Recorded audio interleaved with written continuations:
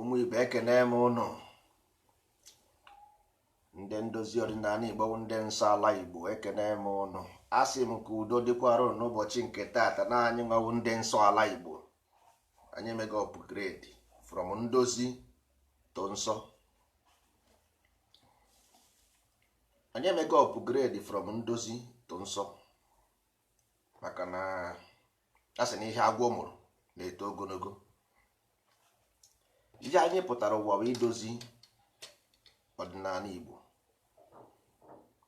ị na-emekwanụ nsọ ala Igbo n'ọbụ nsọ ala Igbo ka anyị pụtara ụwa anyị na-ekenegodo eke na-ekene orie na-ekene afọ na-ekene nkwọ kene ndị mbụ kene ndị ọkpụ kene ndị egede anyị si ka udo dịrị ha ụmụ ibe anyị sikwa ka udo dịrị ụnụ ndị nsọ ala Igbo anyị si na ọ ga-adịrị ụnụ na mma a sị m ka nkene ụnụ taa nkene ka nsị ka nkene ụnụ mana ndị be anyị aghọtara ihe a na-eme Buhari sikwa na Jonathan Buhari si na Jonathan mere ọ naghị emewe ọfụma kwụrụma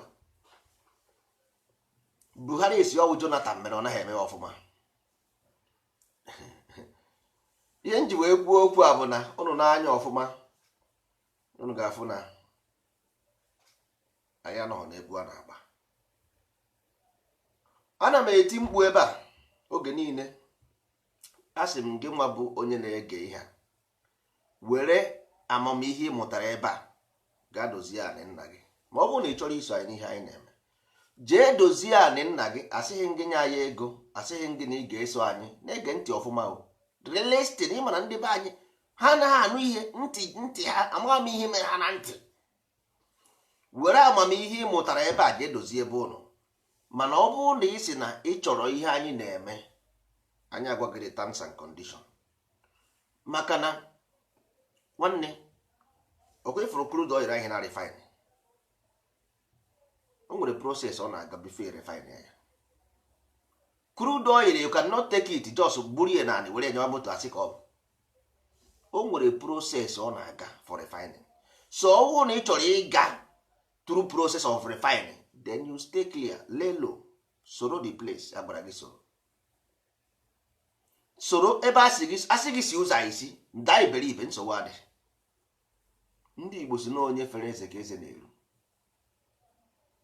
nya wụrụ na ị dara iberibe mana ka ịmụta ihe ị chọrọ bụtụ ndị be anyị adịrị otu ahụ and enweghị ya ga-amụtanwu ana m agwa gị nke bụ eziokwu onye si na ọba asị nwanne chekie because before mmadụ abịa kọwa akụkọ ka m gwa ụnụ anyị na-ekwu maka nsọ ala Igbo nsọ ihe anyị ekwukwe maka biznes ebe ahụ ma maka ndị mmadụ ịmara akọrọ akụkọ jebe anyị si nsọ ala Igbo nsọ ala Igbo na anyị chọrọ idozi ọdịnala Igbo gekwe ntị ọfụma maka adị agba ama Ọnịcha gwara Obosi na ọ bụrụ na ihe anyị na-emeruoro gị nwanne in your zone be nne na nna gị you have to represent us not inside nonsense compound enyere m ego nna gị enyere m jidere ya onwe gị dozie anyị nna gị represent ya anyị na be nne na nna gị maka na anyị chọrọ ka anyị nwee obi ndị nsọ ala ama afara n'ala Igbo niile ka anyị ruo obi afara n'ala Igbo niile unu na-ekwu okwu si na ndị Shabat na-achọ ịnara ụnụ na ụnụ ndị Judaism unu sị na ndị na-eti isi ala na-achọ ịnara ụnụ na ụnụ unu sị na nke a na-eme kedu your plan ndị Christianity na-anara gị anị kedu atụmatụ gị ime ka ihe ahụ ị na-echeghara ịbụ eziokwu gwagodi m kedu ihe bụ atụmatụ gị ị ga-eji wee kaụnta ihe a ị chere that is the question mana onye ụnụ ya na-agba ọkụ ọ na-achụ oke ọkwa amamihe ka ọ bụrụ amamihe maka ndị be anyị always ọwụ mmadụ mere ya mmadụ si ya onye a ji si ya okeke ji si ya oke afọ ji si ya these people cannot keep simple instruction they cannot mana ha gara achọ onye ha ga-ama ikpe onye ha ga-ata ụta simple instruction as a human being they cannot keep si a jide aka n'osisi for 1 hour ọ gaghị eji ọcha aka na-elo ya elo aka na-elo ya ochenji aka nka aka na-elo gị ndị military men na-esi na plane mapụ with parachute, asị gị jide aka n'isi for 1 minute, isi aka na-elo gị. Ọgwụkwa ka ebele ga-ejeje ọmahịa gị na nwanne gị ga-eso. Nwanne ke ụda manụ na Amerịka na-akpọ Nipsey ka ọsị ogene, onweghị ndị Amerịka gburu ya, onye ojii gburu da agaghị hapụ n'ihe ahụ na-akọ. Ọkwa ifuru Tupac, onye ojii gburu ya. Ọkwa ifuru Marcus Garvey, onye ojii gburu ya. Ọkwa ifuru Malcolm X, onye ojii gburu ya. Ọkwa ifuru Martin Luther, onye ojii gburu ya. Ịma nwaanyị ji oge na-atịrị, a sị na ngwere hapụ ukwu osisi aka akpara ya. Any unstable mind is a danger human being living, is poison. Any unstable mind is poison. Nna m nke bụ eziokwu, because it's been tested. Ya na na-adịkarị ndị Amerịka ji wee gbuo ya, ndị nwa ji wee mee ya nke a, ndị nwa ji wee mee ya nke a. Nwanne, story for the gods. Ndị ụwa na-amụ anyị amụ maka na ya ama ha the important ọ dị na na-azụ ụmụazị azụ. We don't know the important. Ọkwa ifuru ezi ahụ na afụ na Latin. Ịma ihe mere ezi ji ere unyu maka na akpọghị ya ezi nye. Asị ndị mmadụ sị na give dog a bad name and kill the dog. Once ị nyere ezi afa ha, iche nji ezi, ma ihe ị ga-eme iche nji afa ha, ịkpọbazie ya swine. Ịkpọba ya swine, ezi ahụ agaghị agazi na mmiri, ọ ga-eje mee ihe swine na-eme. Mana ịkpọkwa ya ezi, ọ ga-aga na mmiri straight ahead, life and direct. Agụ na-ebi sọsọ ya wute ụmụ nwaanyị hiri nne. Cheetah bụkwa family of agụ, mana ọ naghị ebi with anybody. Ije werezie cheetah were agụ mekọ ha ọnụ without either na train cheetah to behave like agụ or train agụ to behave like cheetah. Ị gaghị ewere ha na-abụ just like that in their own natural world nwoke ọnụ, ọ gaghị work. It can work. You got to ihe niile na-ekwu ebe, if you go to YouTube you hear them, if you go to Facebook you hear them anyway, but our people cannot follow it. But oru echi asị na esi ha, onye a ji wee si ya, Okeke ji wee si ya, Okafọ ji wee si ya. Nna nwanne, ụkwụ na aka ojiri gị, ụkwụ na aka ojiri gị. Anyị si na ndozi ọdịnala Igbo nwere 4 levels: Afọ, Orie, Nkwọ, Eke. Ndị be anyị, most of our people batara ndozi ọdịnala, nobody cares to ask. Ị gara na school ebe a na-agụ akwụkwọ, teacher kụzibe everything, kụzicha ejughụ one single question, one single ejughụ.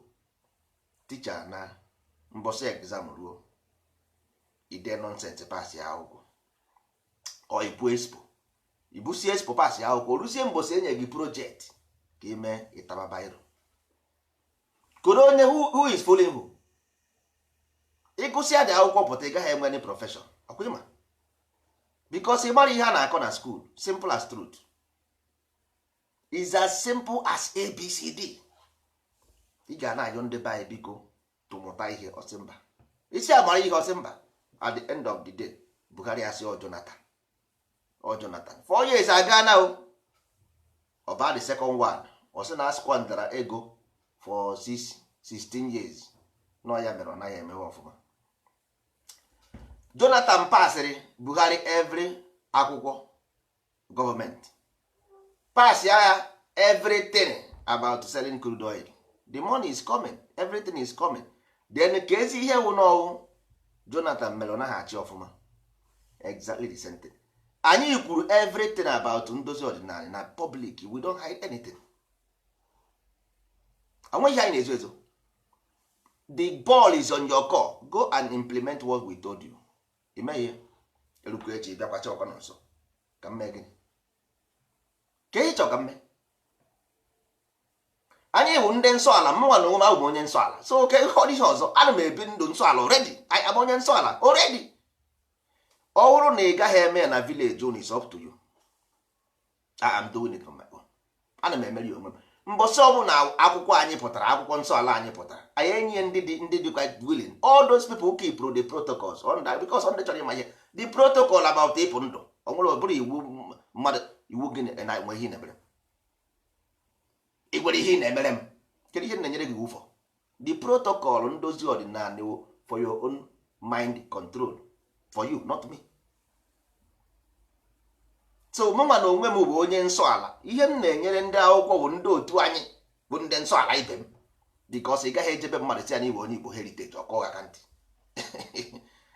Isi mmadụ na Igbo Igbo heritage ọkụọ gị ezigbo aka ntị gị ya ọ sị gị means what? Gịnị ka anyị na-akọ ya? Ọ ga-ajụ gị nke ihe ọ gịnị ka ha na-eme, ka ihe ị ga-asa ya ị na-eme Igbo heritage and so what. Mana ị bịa na isi na iwe onye nsọ ala, ọ ga-asị na kedu ihe nwa nsọ, ọ ga-asị ị ga-ajụgo nyewa, ị ga-ajụ ya ajụ, nwanne ịma maka nsọ ala Igbo? Ọ sị gị isi ya na ọnụ nwa bụ ndị nsọ ala, n'ọnụ nwa bịara ka unu kpochapụ ihe ọjọọ dị n'ala Igbo. Ọ ga-achọ, ị ga-adị curious because onye ọbụla mana ihe adịrọ mma n'ala Igbo. It will be curious. Ndị achọrọ ime ka ala Igbo, nna ndị chọrọ ime ka ala Igbo dị mma, ọ ga-ege onu ntị n'onu. I wee gwa ya na mgbe mbụ na o nwere mgbe ihe a m dere na Facebook edere m n'oyibo maka na ndị be anyị anaghị na-anụ Igbo. Wee gwa ya na mgbe mbụ na-ekwe ka ụwa si aga, na-ekwe ka ụwa si aga, na anyị sokwa na ndị hibere ogidi ya. N'ogidi ya na-ekwu okwu ya na ndị Igbo soro hibe ya, na ka esi wee hibe ya, iwee bido nyebe ya atụ n'ime site n'ime akwụkwọ anyị nta na akara anyị, si ya na ọnwụ na ị gaa n'ime akwụkwọ anyị na ọma ihe a na-akpọ ifo, ọ sị gị mba, ma ọ sị gị ihe ha na-eforo ụmụazị. Iwee jụọ ya si ya, ị chere na mmadụ ga-anọkọta pụta na-akọrọ ụmụ ya o nwanne nchema akara gị niile, o nwanne nchema akara gị niile? Mba. So that means ọkwachi na-efo efo. Yes. So that means ndị Igbo anaghịkwa aba one thing two ihe were ofu ihe baa afa na no, mana ndị Igbo nwere ike inwe meaning. One thing n'onu Igbo nwere ike inwe 20 meanings, mana ha anaghị aba ofu ihe were afa na abụba na ofu ihe, never ever. So ifo anụnwa chi na-efo efo, ịghọtago? So now that nwa ahụ ị mụrụ amụ, kedu ihe ị na-eme ya? Ị na-efo ya, ịghọtago? You are brightening the life of the child. You have enlightenment ya na-ekwu okwu ya. Ọhụụ nke ndị nwa bekee ya na-ekwu okwu ya ka ime ka chotu achị si efo efo ka chi fopụta nwatakịrị ha n'isi, ịghọtago? So ndị Igbo nwere ihe a na-akpọ memory. Memory ahụrụ na afụ bụ afụ ahụrụ na afụ, afọ ụnụ na afụ is memory. Onye ka ndị ụka na-asị ha bịa n'ụlọ ụka mesịa, ha na-asị aja nke misa, ha kwụsịa ha asị do this in memory of me, do this in those rituals a na-ekwu ekwu is normally is just about memory. Ọ ihe nrịba ama to keep information, ihe nrịba ama. Ndị be anyị ha nụghị Igbo, ha nụghị Igbo. Do this in memory of me, ihe nrịba ama. So you are programming the child with the information, simple as ABC, nothing more, nothing else. So ọ bụrụ na ị mara ihe bụ ifo, mara ihe bụ ilu, mara ihe bụ abụ, nwanne ị ga-apụ ndụ. Because na ntọala Igbo ọ bụ ihe ise mekiri ọpụ ntọala Igbo. Nọmba 1 bụ edemede. Amam ndị ba mkpa edemede. Last time a kụziri ya ihe edemede. Essay about what? Nọmba 2 bụ ọnụọgụ. Ma a na-amara na ọdịsema ọnụọgụ bụ ọnụọgụ war front, which is the spiral. All spiral bụ ọnụọgụ. That is mmiri ahụ na-afụ na-ehu ehu, mmiri wave ahụ na-eme na beach. Because ị na-enye anyị ga-afụ n'ọka nọmba bụ spiral. Ịghọtago? Nọmba bụ spiral. Now ị gasịzie disi edemede na ọnụọgụ, ị nwetazie ifo, which is the principle of vibration. Ofone. Ịghọtago? Now ọ bụrụ na ị gasịa disi ifo, ị nweta ihe a na-akpọ ilu. Ilu is the religion. Ihe a na-ekwu na okwu nna m abụghị ilu, biko ọ bụghị ilu. That man just chọọ ịkaụnta the reality. A na-achọ ego ya na ihe dị na Bible wee ilu, but onye ụka na-eti egwu ọ mara ihe a na-akọ, ọ sị na dịtị na abụghị eziokwu, na ọ bụghị ilu ka ọ bụ. Gwanụ m ka agwọ si ekwu okwu ma ọ bụ na ọ bụghị ilu. Ọ bụrụ na ọ bụghị ilu, then i prove na agwọ na-ekwu okwu, then ya ma na ọ bụghị ilu. Ọ bụrụ na mmadụ si ọ bụghị ilu, gwa m ka agwọ si ekwu okwu. Ọ bụrụ na agwọ na-ekwu okwu, ị mara ọkwa na agwọ anaghị ekwu okwu, that means na ọ bụ ilu. So religious text bụ ilu, simple. Then ọ bụrụ na ị gasịa ilu, ị nweta ihe a na-akpọ which is ilu a na-ekwu okwu, the principle of polarity. ọwụ na ịgasị ya disi ilu a na ihe ọzọ ị ga-enweta wụ the principle of freedom which is abụ ịkụ egwu. So all those things dị bụ adị n'onu Igbo dịkwara adị dịrị adị dịfụ nya maka anyị ji wee make up nta na akara anyị nke ndị nsọ ala.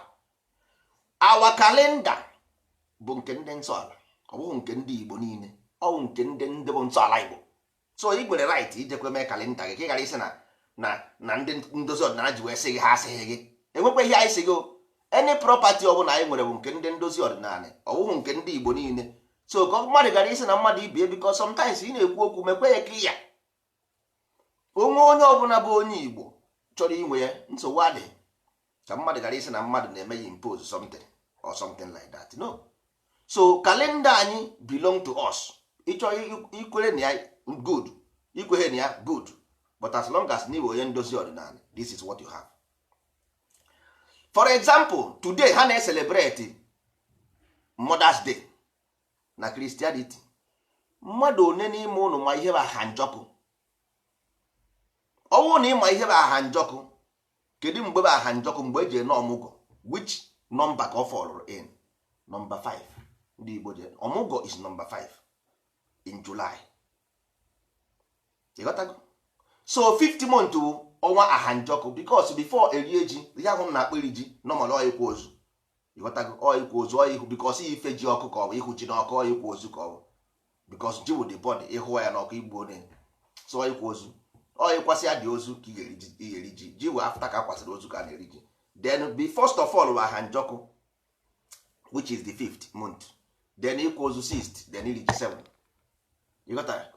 So now normally ha na-celebrate aha njọkụ today as a Mother's Day because aha njọkụ meanri nne njọkụ, inete njọkụ, mmadụ inete mmadụ. So nne meanri inete, you got to go inete mmadụ to nurse or take care of somebody. So ọ bụrụ about mother just like that. A na-ekwu about principle. You got that? All principle ka a na-ekwu maka ya. Ọ bụghị about those things because ndị mmadụ amara about ritual na-agwa unu do this in memory of me. Ihe a na-ekwu maka ya memory of nature, so that the program memory will remain inside your head. Without these things na-agwa gị don't have memory. Memory a na-eme ya install as a computer program. The same way you store program in computer ka esi store memory in brain. So once ị nyere right memory na brain nwatakịrị, game close. Inye ha anya right memory, nwatakịrị hapụ on the straight. Inye nonsense onye gị nonsense. Inye nonsense onye gị nonsense. Inye good onye gị good. That is aka nri kwụ aka ekpe akwụ aka nri. So na based on akwụkwọ nta na akara anyị ga-eme all those things based on our own. Anyị chọrọ our own life to live. So because ọwụ na ị na-complain na ndị ụka ji wee na-achọ ime wekọrọ ebe niile, ndị na-eti isi ala, ndị na-ekekwenụ nke bụ nke gị nwere ihe ị nwere, you don't have anything. So ka ị na-complain kwenu for kedu ihe ị ga-eji aka? Because nwanne ọwụ na isi na something dị outdated or obsolete, there must be something to represent the obsolete because nature abhors a vacuum. You got to go. So anyị nwa na onwe anyị, we don't add anything. Anyị emeghị invent edemede, anyị emeghị invent ntọala, anyị emeghị invent iwu ala, anyị emeghị invent nsọ ala, anyị emeghị invent ọdịnala nke anyị ji eme invent omenala. No. So the only thing bụ na anyị ma ihe nna nna anyị ha mere. So we go to the line, we follow the full step of our ancestors. Period. You got to go? So that is period. Now ọwụ na iwọch ya ndị amị military men ha chi ime march, ha na-asị left right, ha na-asị right left, ha na-asị left right because left bụ ebe ha ategede. Or have the full step of the ancestors. So you must move the left before you move the right. That's why eji ikpe ekpere agbara ụkwụ ala, because you represent the full step of your ancestors. You got to go? So because he never transition, you are making a transition from the past to the future, from the left to the right. left brain to the right brain, you are making all this thing symbol of ikenga. Ikenga is making movement from the left to right, because nwatakịrị amụrụ ọfụ a na-egosi all those ụmụ this memory ya left brain. So all na finish here with the left, then you begin to move. Imagine we're saying that Israelites is going to Canaan. Canaan means right brain. You got to go simple as ABC, nothing more, nothing else. You got that. Canaan mean right brain. In a physical reality, all movement of span, all span, journey of span. Then in the metaphysics, all moving from left brain to right brain. Nothing more, nothing else. You got that. So about here there now, because the reason for the writing of the book. That is the question. What about existing story or no existing story? There is a religious book. So forget about history or no history. One, literature can never be a history. Literature is literature. Can you hear in an article ninja here? Literature is about education. It's just like movie. So the debate ekwesịghị ịbụ about eziokwu ma ọ bụghị eziokwu ma ọ mere eme ma ọ meghị eme. How debate? The debate is, what is this book for? Or story book? Or history book? No. Yeah, literature. Bible is not a history book, it's literature. Literature. Then why do you make unnecessary argument? Na-enweghị ndị a na-akpọ Israel ma onwe ndị a na-akpọ Israel. But the book is not history book, is literature. Then why do we argue? Ka ihe anyị na-emeziri the argument? Because the book itself, I'm not making it up. Anaghị m make it up. It's the truth. Ihe na nweghị bụ eziokwu, because onwe Bible asịghị gị na Bible history book. Who told you? Onye gwara gị? Onwe sịghị na history book. Ụwa kemgbe ụwa bidoro na from Bible. No. So Bible is just like edemede m gwara unu before. Write an essay. Genesis is essay. Then you can write about something in a short memory context. Simple. That ya nwanne ejeghị m akwụkwọ na bekee ya na-agwụ no simple thing ka a na-ekwu maka ya. So Genesis is talking about edemede. Then Exodus is talking about number, because number take something from one place to another place. That's what is number means. I were ofu ihe from here tinye ya ebe a, you begin to count. So Exodus is movement. Once movement is number. Then Leviticus mean ifo. You got to go to instruct a child, the Levite. You got to go, which is even then 12.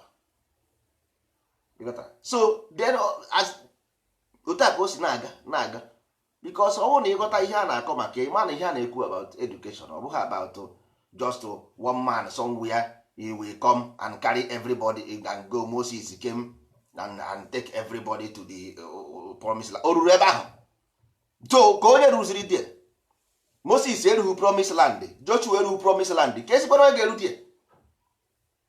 So ọwụ no true story. Then ka ekwe ihe a nọ n'Israel eme. Israel o Canaan, ọkwa ha na-eje na Canaan.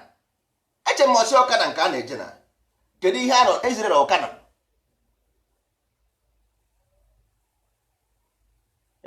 Ana m ajụ unu biko, Israel o Canaan? Ọbasị a na-eje Canaan, ahapụzie Canaan gaba Israel.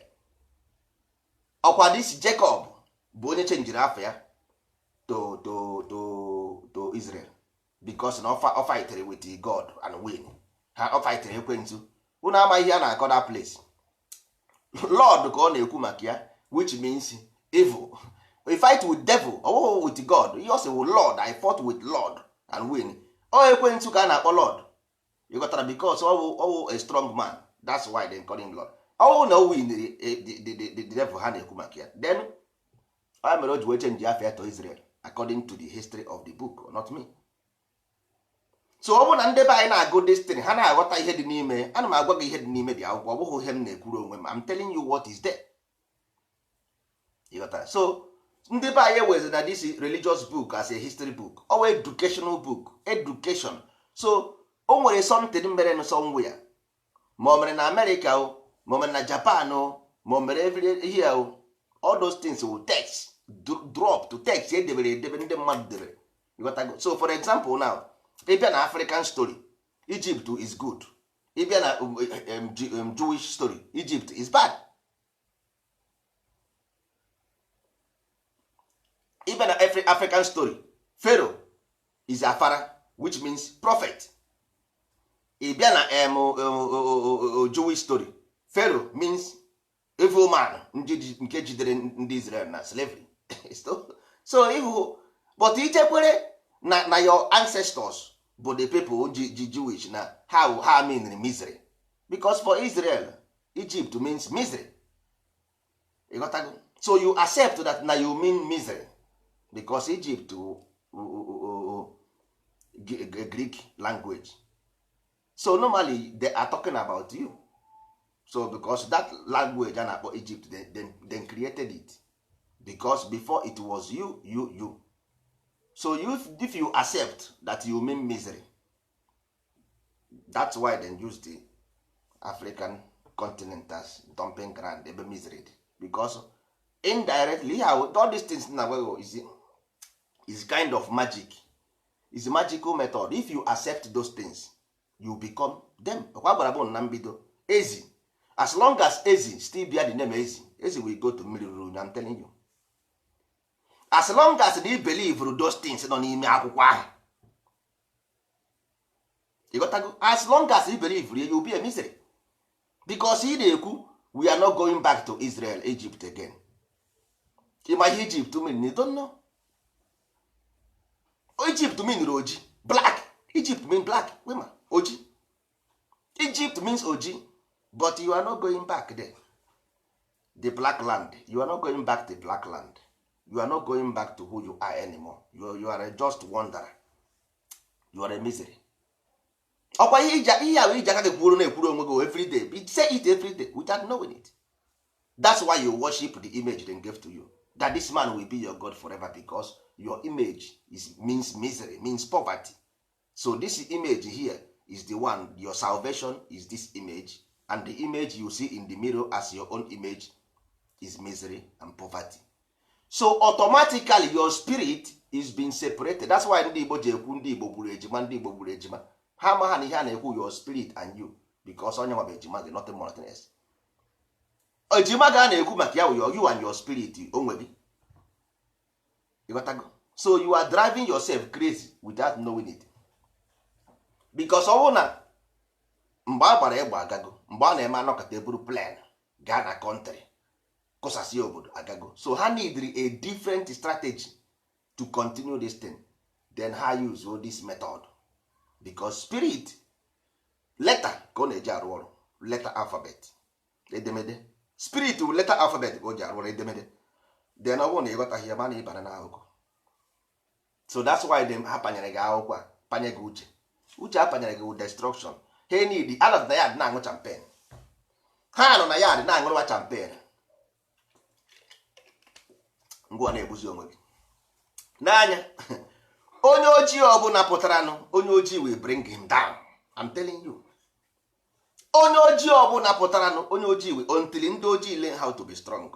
Onye ojii is waiting for you to gun you down. After see, hey, he go make money, he go away from ghetto, he make money, he go because they want you to come there so that ndị ha ga-egbu oge. Because someone and ndị isi adịrọ maka nkụ, they know it very well. Ha they know it very well, they know the game. Okay, for your body, that's your body now. That's your body. The electricity in your body, they produce some cells. These cells, they defend every virus not within your body. Your body is full of virus. Your body is full of virus. Now, any day electricity in your body weaken, then your immune system weak. That day your body is going to get a virus, omega attack ozugbo. That is why you fall sick. Anytime your immune system reduce, when you fall sick ozugbo. Why? Because the virus is waiting. So those virus na-eche gị na by everywhere, they are around everywhere. They eche gị nche. Mbọsọ ọ bụ na iwekenere, ha mega strike. They are as above so below. As above so below. Ka ọ dị na mmụọ, ka ọ dị n'ife, ka ọ dị n'ife, ka ọ dị na mmụọ. So they are everywhere, not black, not white, not green, not China. Everywhere they are roaming about. So until we understand this thing, nwanne, we don't need much. inweta nwe 2% of ndị Igbo ndị nsọ ala very strong, we can move mountain. Ọ bụrụkwa ndị gị na ha jekọta n'ụzọ ọtọ n'ọba akịsị na okwu gị ka okwu anụ no, ọ bụkwa ha ụdị mma unu enyi dịkwa ihe. Onye ọbụla question ihe unu na-eme na-ewepụ ya never mean anything for you. Onye ọbụla question movement of this kind, the movement not people, the movement, chụpụ na onye ahụ na si anọdụ na akụkụ nsogbu adịghị mgbe anyị mechie bịa gosi gaa n'akụkụ anyị mechie bịa because o soro ụlọ ruo n'ụzọ nwere ike ọ pụọ obebe akwa. O nwere ndị a na-akpa na-eji ihe ruo n'ụzọ obebe akwa si na ya ihe ejezi ịwụ pụọ n'ụzọ obebe nna nwanne gwa ha nọ ihe a n'otu a ka ọ ya adị na ebe ka a na-ejekwa n'ihe a. Yes, ịjụọ ya reason why ka ihe iji bịawazie before na ọ bụghị ebubo. Ịjụzie ya why iji bịawazie ihe before ọ bụghị ebubo, mana isikwa ya nwanne ị ga-eje ọsị gị nyenwa si ya ga-eje o isikwa ya bịa jee nyenwa ji aka ya bịa si ya ga-eje ụnụ apụzie n'ụzọ obebe akwa.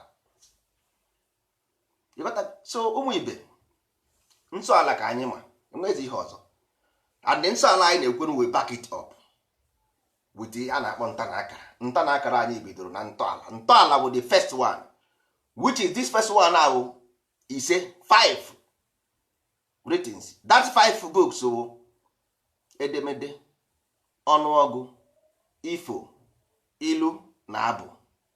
Then after that one nweta iwu ala which is 4 in number, anyị agaghị ekwuzi that one. Then after that one nweta ihe na-akpọ nsọ ala which is 3, anyị agaghị ekwuzi that one. Then after that nsọ ala nweta ihe na-akpọ ọdịnala Igbo which is 12, anyị agaghị ekwu.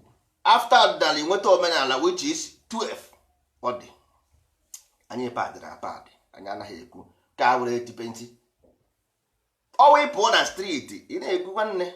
Even anyị ga na-eme festivals nke anyị, our own festival, yearly festival. Anyị ga-ene ọcha ga-agbara m osiarị, anyị na ha ahazi maka awa ka ihe a na-akpọ ya football Igbo Heritage Football Club Association. Anyị na-ahazi because anyị need activities for ụmụazị anyị.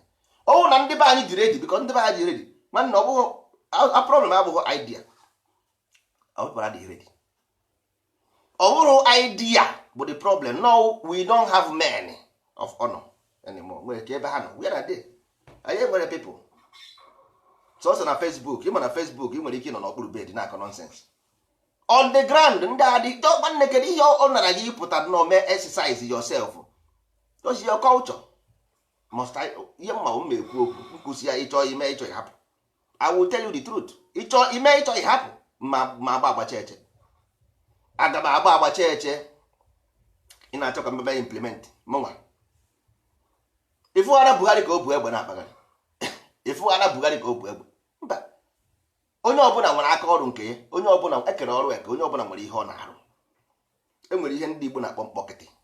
Ụnụ ama mgbe m kwuru okwu mkpọkịtị na igwe bụ ike since how many years, nwere onye n'ime anyị nwere ike ịpụta set up this mkpọkịtị ya kụzie n'ọwụzọ ọma ha ka o si eme ka agwa ya mmụọ ga-aje gbaa mkpọkịtị mgbatị ya mkpọkịtị eje m ụdị akwụkwọ nta na akara ndị sie nta na akara apụọ m Facebook mbe shout mobilize ya boys anyị agaga rụọ bricks, anyị rụcha bricks, anyị agaga kọọ agriculture, anyị rụcha agriculture. Nna nwanne, the same people ga-abịakwasị this man he want to do everything for himself. Eke ha na-akpọ ya Idi Amin of Uganda, he want to be everything. Onye nwa ọgada gidi onweghị ka onye na-ekwe ma anything. N'anya nnaba na my house ka m zuo ike 1 week, everything anyụ ọkụ iti ka izuo ike ọkụ anyụ. Nwanne nke ị nọ na ya adịghị kịta na-ege ihe a na-ekwu. Onweghị mgbe ị pụrụ na streeti echi mobilize ya people asị na ihe na-eme adịghị mma. Enweghị ihe mere kịta imere Igbo ndị mmadụ na-emebe before. Then ka ezikwana ihe ji nkịta ọnwụ, ka ekwana ihe ji nkịta ọnwụ. You got to go. That is the problem. But ịgwa ndị be anyị nke bụ eziokwu, ha agbaka aka ụkpaka. Ọ bụghị otu a ka esi eme. Nsọ ala Igbo dị very important n'ihe anyị na-eme. Anything ọbụla movement ị chọrọ ime n'ụwa, you must have the full step of your ancestors because ha nwa bụ the living spirit. Ama ndị be anyị ghọtakwara destiny. They live, life never dies. The spirit need the body to work. The spirit can never ever transform without the body. That is the reason why the earth exists, for transformation. That's why they see the crude. Even them at this thing, they use advantage of it. That's why they refine the crude, refines diamond, refines gold. That is how you have to refine. The spirit inside you need the body to refine. That is why the body exists at the first place, because all spirit created here to develop the spirit above. But ị gazie na the body gwọrọ narị ka ngwọrọ mba na-ekwuru ị na-eme onwe gị. The only reason eji wee create a religion bụ this thing na-agwa gị, mana ọ na-ara isi na ịma ha anya ndị erie gị, ịmara ha anya ha erie gị. Mana otu ha si arụ job mugu, ejide mugu n'ọrụ, o buru dị ego akwụkwọ white na-enweghị dị ya n'ime jedesa na ya dị odosi ya na ya dị ma erigide onye ahụ disapia ka ọrịa ofe agụgụ ọgarịba na street. Ngagharị ahụ ị na-aga na street wụ from church to church. Isi na chọọchị nke apụta ịmakpo na nka maka gịnị? Enwere ego mugu bunyere gị ịdọsara n'okpuru bed gị, ị na-achọ kemikal iji asa ya.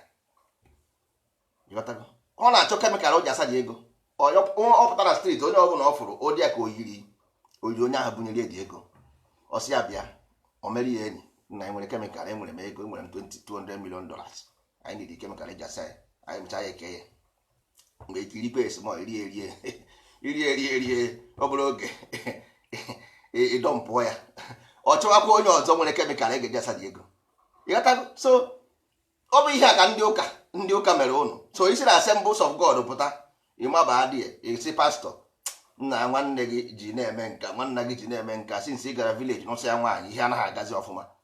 Pastọ erie gị ọfụ na igizi ya ego ọkwa gị aka, isi na nke ahụ makpụkwa na chọọchị nke ọzọ ontili megide ontili inyezie ma anị gị nye maka imoto gị, eruzi onye nkịtị tụta eripịa gị.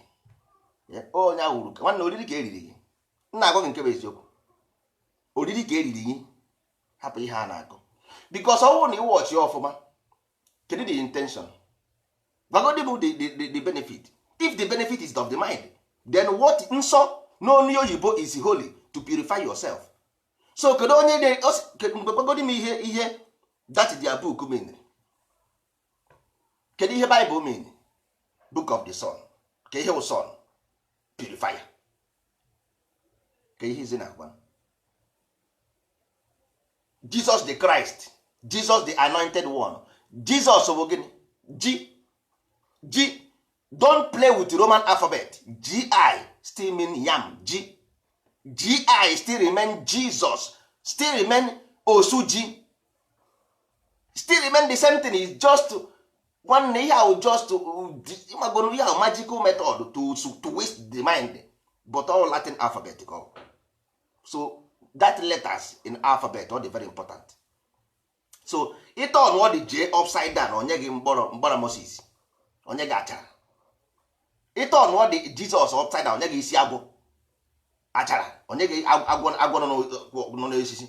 Ịghọtago? So ihe a na-ekwu okwu letter alphabet, ọ bụrụ onye ahụ na-akụgịrị ịhụ na Jesus bụ onye ọzụzụ atụrụ. Ịmahụ why o ji wee were atụrụ, why na ọ bụghị ewu, why ọ sịghị nọ na-azụ ewu, why o ji wee sị nọ na-azụ atụrụ. Gịnị bụ the symbolism of atụrụ?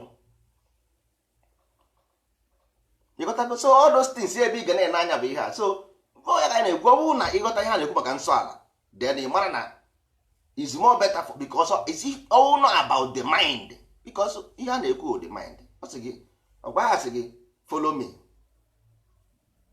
so that I will make you a feature of men. Peter, follow me, I will make you a feature of men. So all need be truthful to yourself, na ihe ị chọrọ n'eziokwu ibi ndụ nsọ ala, then nsọ ala is for you. Mana ọ bụrụ na ị chọrọ wayo, ịwụ na iwu fake, na ị chọrọ wayo ga-egwu gị.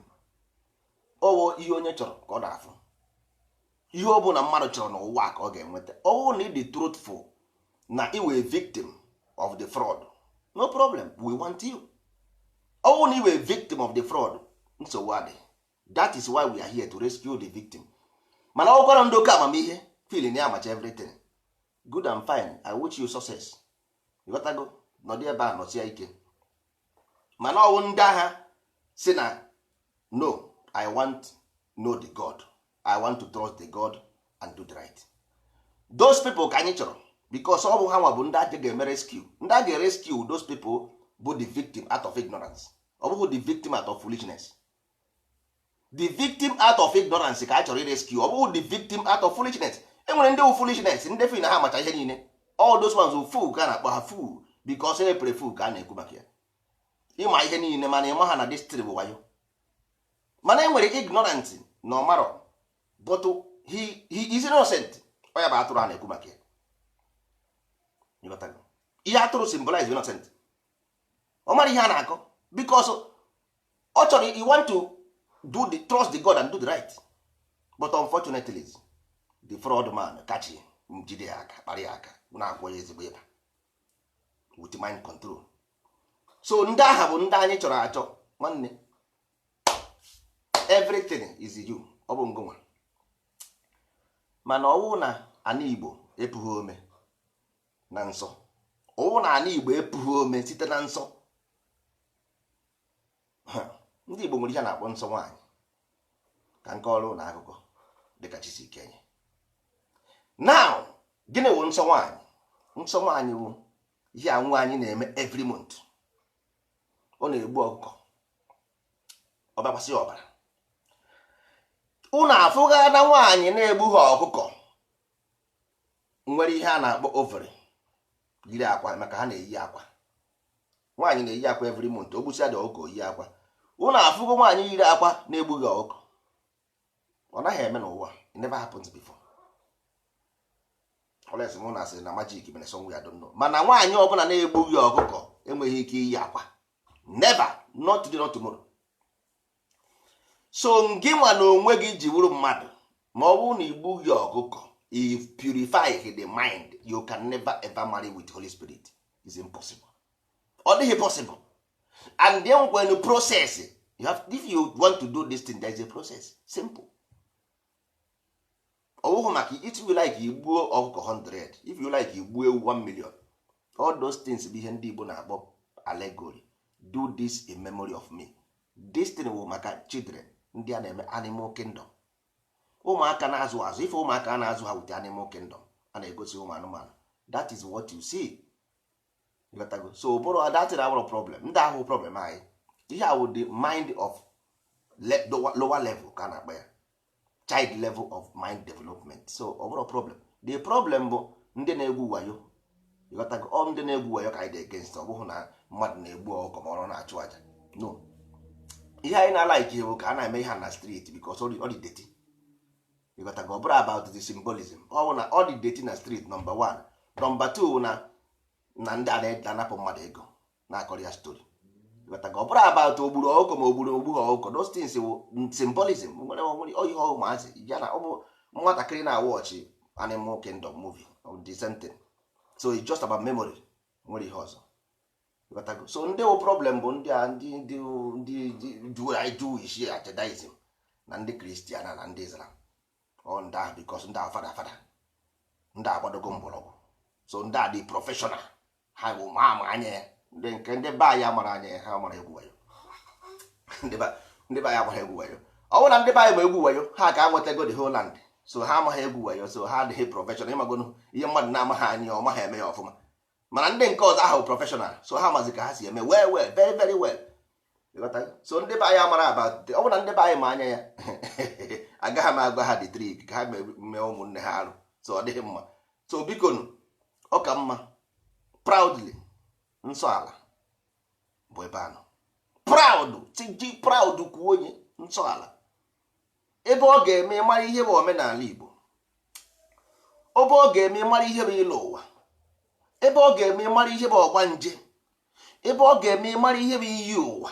Ọ bụghị dọtị na a na-akọ nwanne life and direct. Ọ bụrụ nke achị na asị na weje na nke mmadụ agwọrọ ya, emeri ya, gbuo ya ọkụ, merie chi mba. In this book, in this akwụkwọ a na-akpọ nta na akara, ị na-anya ebe a efu Amadioha. Asị gị, if this is this, then this is this, this is this, this is this. Amadioha will finally explain for you before we give you the doctrine. Then Chukwu will be first explained inside the book before we give you the doctrine. Then Chineke ga-ebugodo ụzọ asị gị, if this is in nature and so and so and so in nature, then this is the function of this thing inside your mind. So from Amadioha to Abiama, 12 in number, all of them exist in your brain. All how about the judges inside you? They will judge you. Inside you, they are 24 hours. All these things dị n'ime akwụkwọ a. So ihe anyị ji wee mee ya otu a ka ọ dị mmadụ izi wụ na because all about mind transformation, to transmute your mind into a higher level of human being. Ka isi na afọ pụta gbagote n'orie, si n'orie pụta gbagote na nkwọ, si na nkwọ pụta gbagote na eke. This book is like that. Always train all the mind how to behave, your spirit will take over. Kịta now ihe ka na-enye gị nsogbu bụ the afọ level. So ọ pụbeghị from afọ, ọ pụta from afọ wee dịgodi free, ọ bazie n'orie, orie wee nwee ike imove na emove. Afọ wụrụ solid na afọ wụ solid, so ọ naghị eme dị move ebe ahụ, ọ dị ka ozu nwụrụ anwụ. Ndị be anyị sị na ọ na-eme ka ozu a na-akwa ha akwa.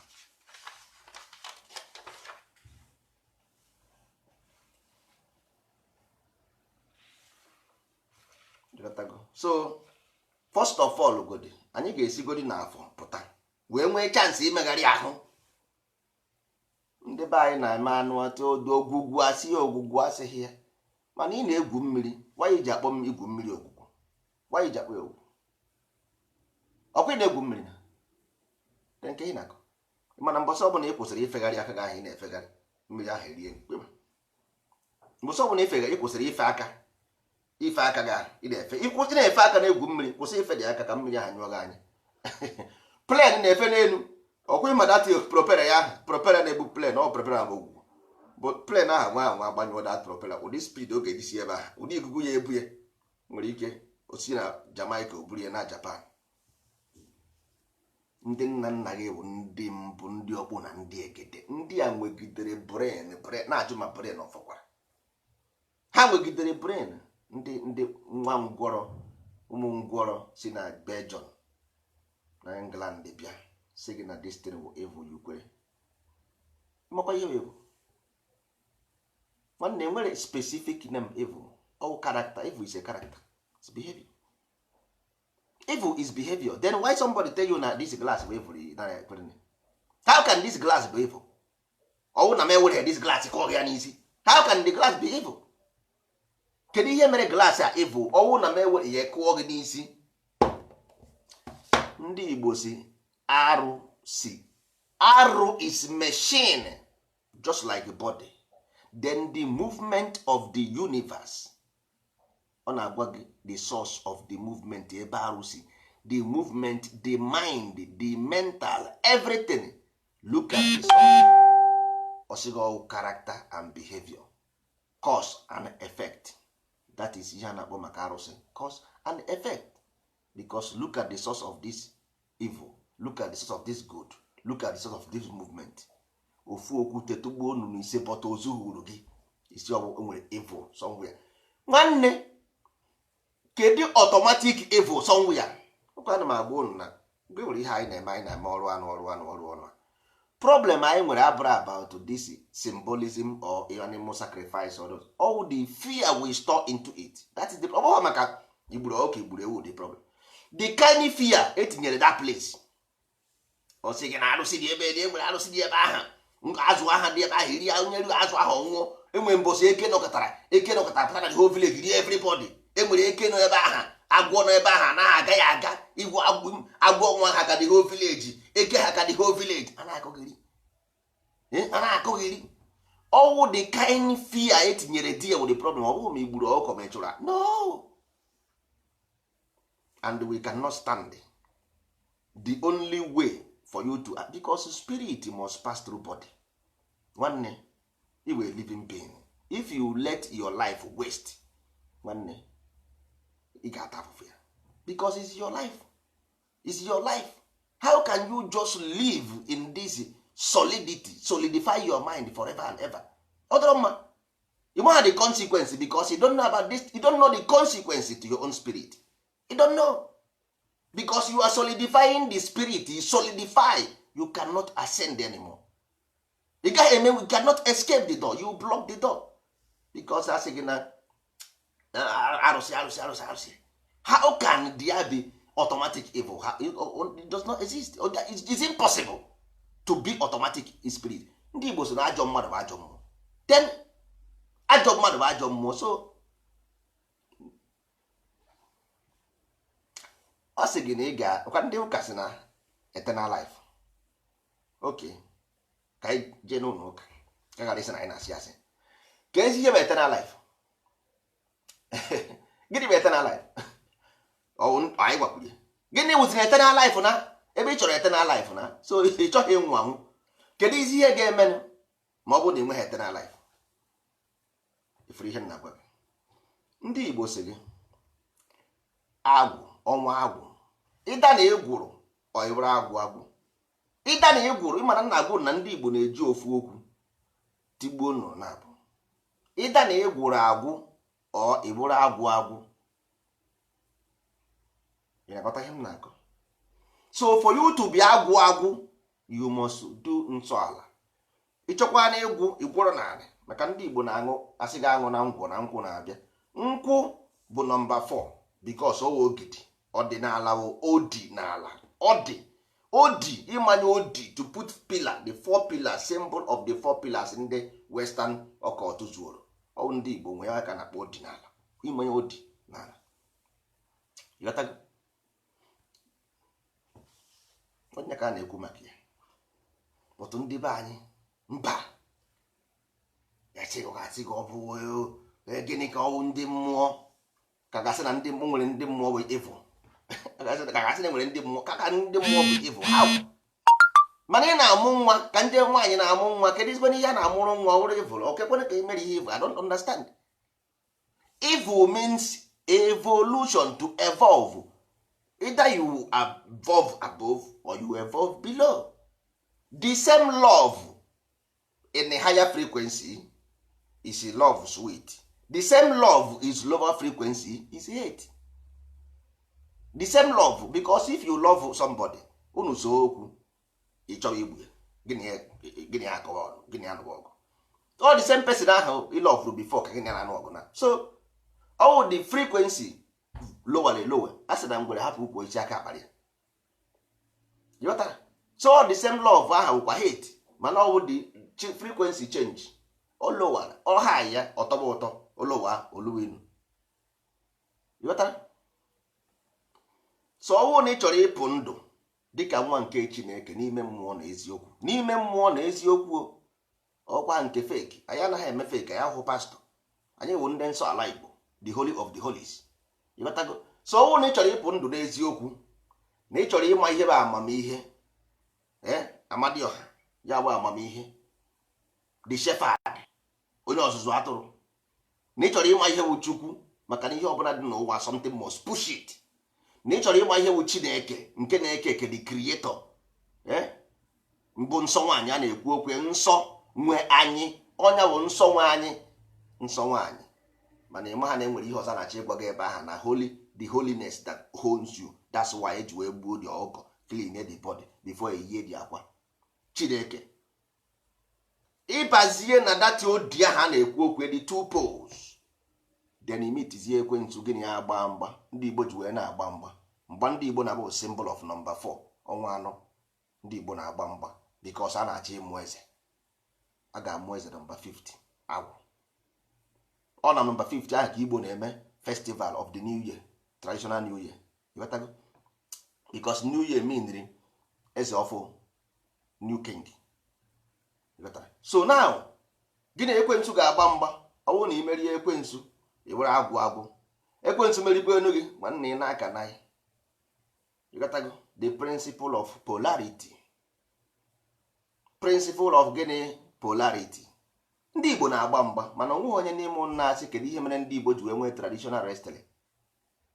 Enweghị ndị before anyị nwa abịa, before ndị ndozi ọdịnala ndị nsọ ala abịa, onweghị onye n'ime anyị na-eche na atụma ihe mere ndị Igbo ji agba mgba. Gịnị ka ọ na-agbara mgba na gịnị mere anọkọta na-agba mgba iberibe?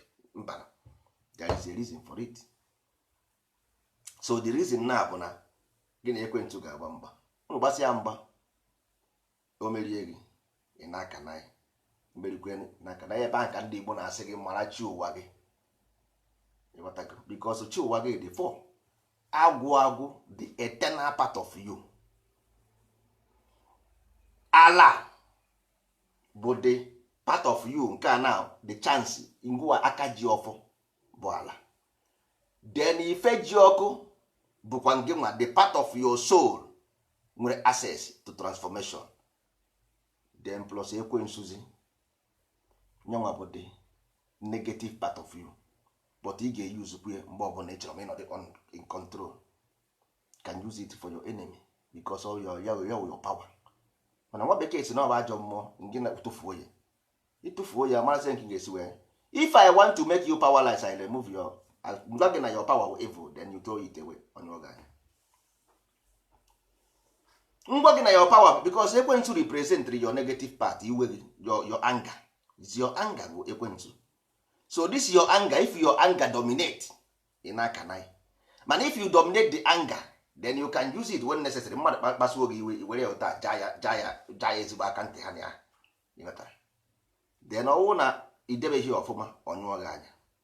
So ọwụ this ihe a na ihe nọ a na ndị Igbo iwesịghị ọnwa anọ maka na ha dị nọ. Agwụ, ala, ife ji ọkụ na Ekwensu. Ịnọ ọha ọchị ụwa gị. Mana ọwụ na ikweghị ekwe na ekweremute ekwere. Mana ọwụ na ikweghị gbazie m ihe bụ agwụ, then ịgwa m ihe bụ ife ji ọkụ aha njọkụ, then ịgwa m ihe bụ ala, then ịgwa m ihe bụ Ekwensu. Ihe na gwazie m ihe bụ chi ụwa gị ahụ. Ị na-achọgharị chi ụwa gị, na-achọgharị chi ụwa gị, ị na-achọgharị ya everywhere. Agwala m gị ihe ọ bụ. Ọ dị n'ime gị ebe ahụ na-enyo gị pii. Ụta ka o si enyo gị. Ọnọdụ ya na-enyo gị, enweghị ebe ị ga-afụ ya. Olesi ma ịchọ ka erie gị white. So o turu akwụkwọ nta na akara anyị ya na ka ị ga-esi wee fụ the way ka ị eji manage your spirit. Your spirit needs management. O need the compass. Because before iweta GPS, ọkwa nna akwụ gị aka ngosi gị ebe ị ga-ada. Iweta GPS phone now, ichi ije something, ije nwere ebe ị chọrọ ije abi, ị ga-eti the location of the place before the GPS ga-asị gị ngwa let's go.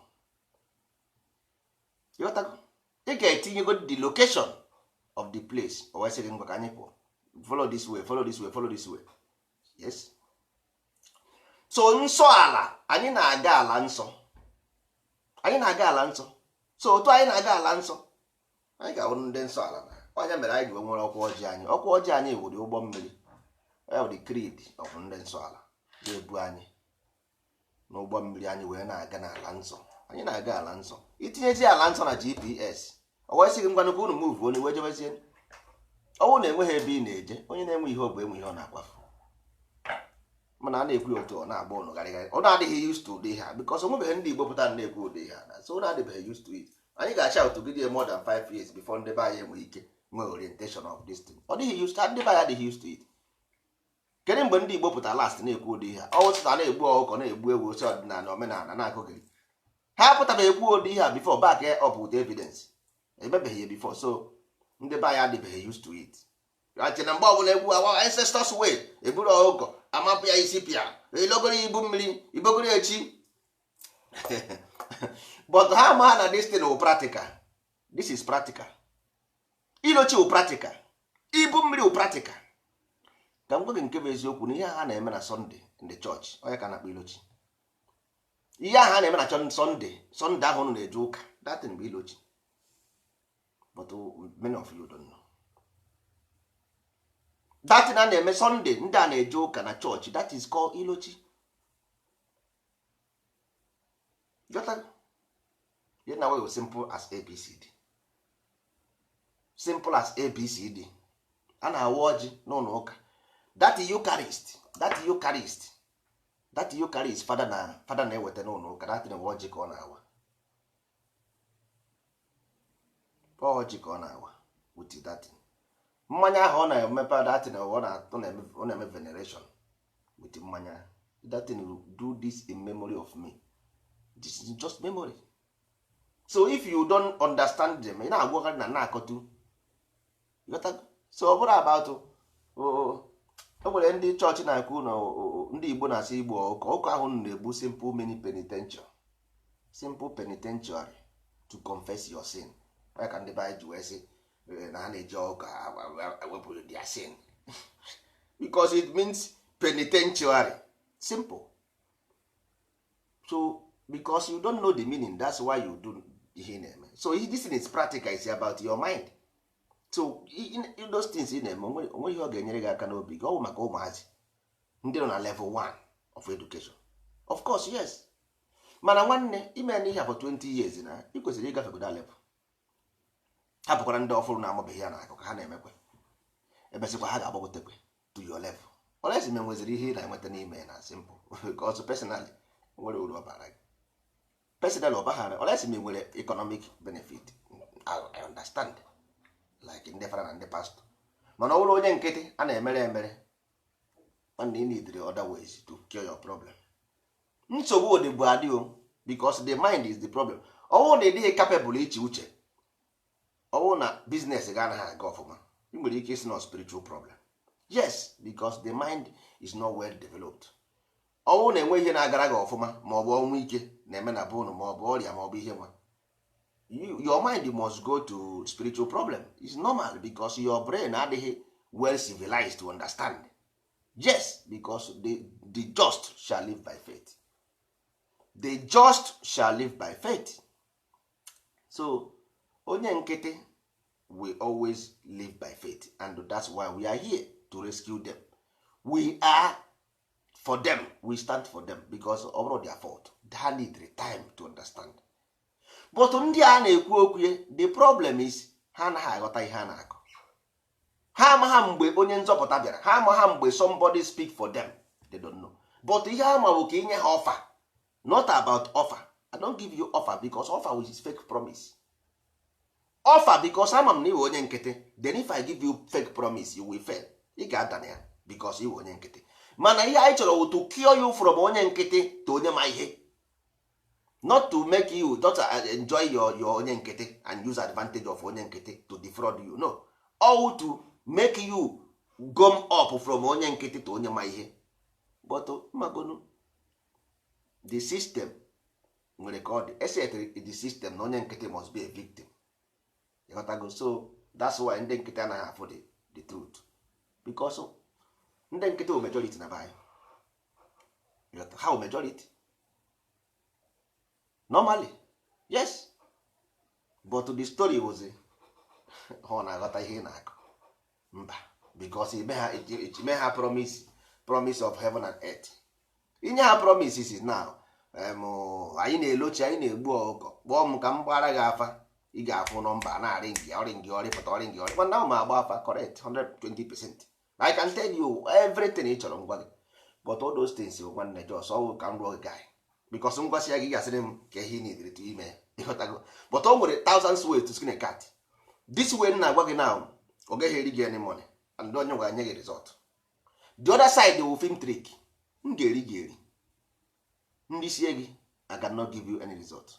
Ndị sie gị nkwa aga aka onye ọzọ eribekwe gị, ndị sie gị nkwa aga aka onye ọzọ eribekwe gị.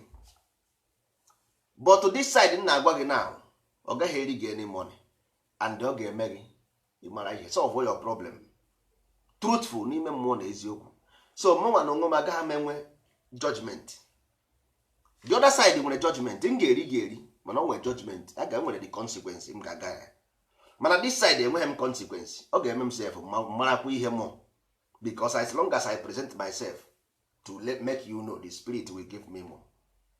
Ọ ga-enye m mmụọ because I offer. A sị na onye na-enye enye, Chukwu na-agọzi onye ka omume ya siri dị, ka onye si eme n'ụwa na-ebute afọ m n'anya. So ọ bụ nye gị more will come, more knowledge. Mgbe ahụ na-asị more grace to your able, ka Chukwu gọzie gị ka onye ga-ama amamihe. That is true, it manifest. Maka na ndị Igbo sị na mmadụ bụ chi ibe ya, ọnụ mmadụ ji were ọnụ mmụọ. Mmadụ bụ chi ibe ya ọ na-ama, because ndị niile anyị ga-rescue here ma ndị na-rescue anyị, they are our gods. Ha uchi anyị. Onye ọbụla mere gị n'ụwa mara ihe uchi gị, onye ọbụla wepụtara gị from afụfụ ga bụ chi gị, maka na onye a mere gị mara ihe. Mmadụ uchi ibe ya. So ndị mmadụ adịghị na-ekwu that nonsense a na-akọ. Mmadụ bụ chi ibe ya, ndị Igbo na-ekwu ya ekwu. So anyị ejizi na mmadụ ibe anyị egwu egwu. People you associate with will decide your destiny. So choose friends, choose association, choose group. Mara ndị group gị na ha na-achị ọwị, mara association gị nọ n'ime ya, ma ị ga-anwụ anwụ ma ị ga-adị ndụ ndụ ahụ ị na-eso, ma ị ga-anwụ anwụ ma ị ga-adị ndụ ndụ ahụ ị na-eso. As by their fruit we shall know them. Site n'ọnụ okwu ọnụ ha you shall know them. But ịnwa anwa, listen to their voice and still blindly follow them. If you want to know somebody, listen to their voice. Gere ihe ha na-ekwu, gere ozi ọma ha. Ọ tụrụ ozi ọma ha will tell you.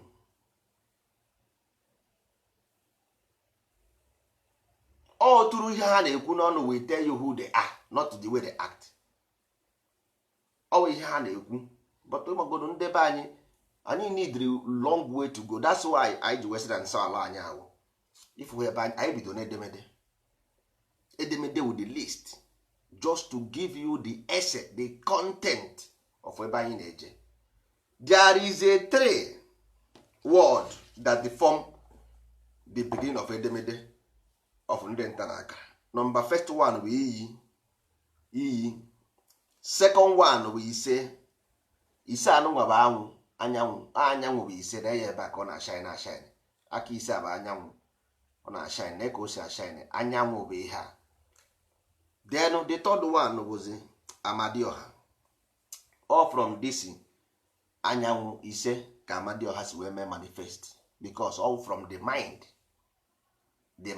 of ise, this Amadioha rises, then begin to make companions. All other gods, if was after Amadioha, Chukwu, Chineke, all those things were the body parts of Amadioha.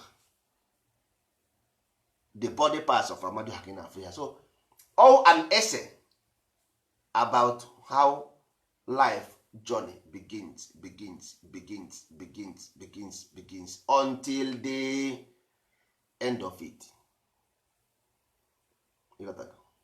27 in number. This 27 in number, this lunar cycle normally about 28, but na 27 ka ọ kwụsịrị through the cycle. 28 was in body dark normally o kwesịrị ịdị. Now ọ bụrụ na ọ bụ edemede a bụ content of the beginning, then nke na-eso ekwesịrị ịbụ ọnụọgụ. Ekesa akụziri ụmụazị ọnụọgụ through mind behavior. Ebe ahụ ka ị ga-afụzi obu ụga. For you na second one na obu first, mana na anya na enwere edemede before ọnụọgụ. That means obu ụga ahụ na second ka ọ dị, ọ bụ na first. Mana ị gaa na second ahụ ọ bụrụ first ịfụrụ, mana normally ọ dị na second. Ọdịnatu. Then ebe ahụ nke ị ga-enwetazi obu ụga, ebe ahụ ka a na-asị na a na-eje ala nsọ, a na-eje Kanan.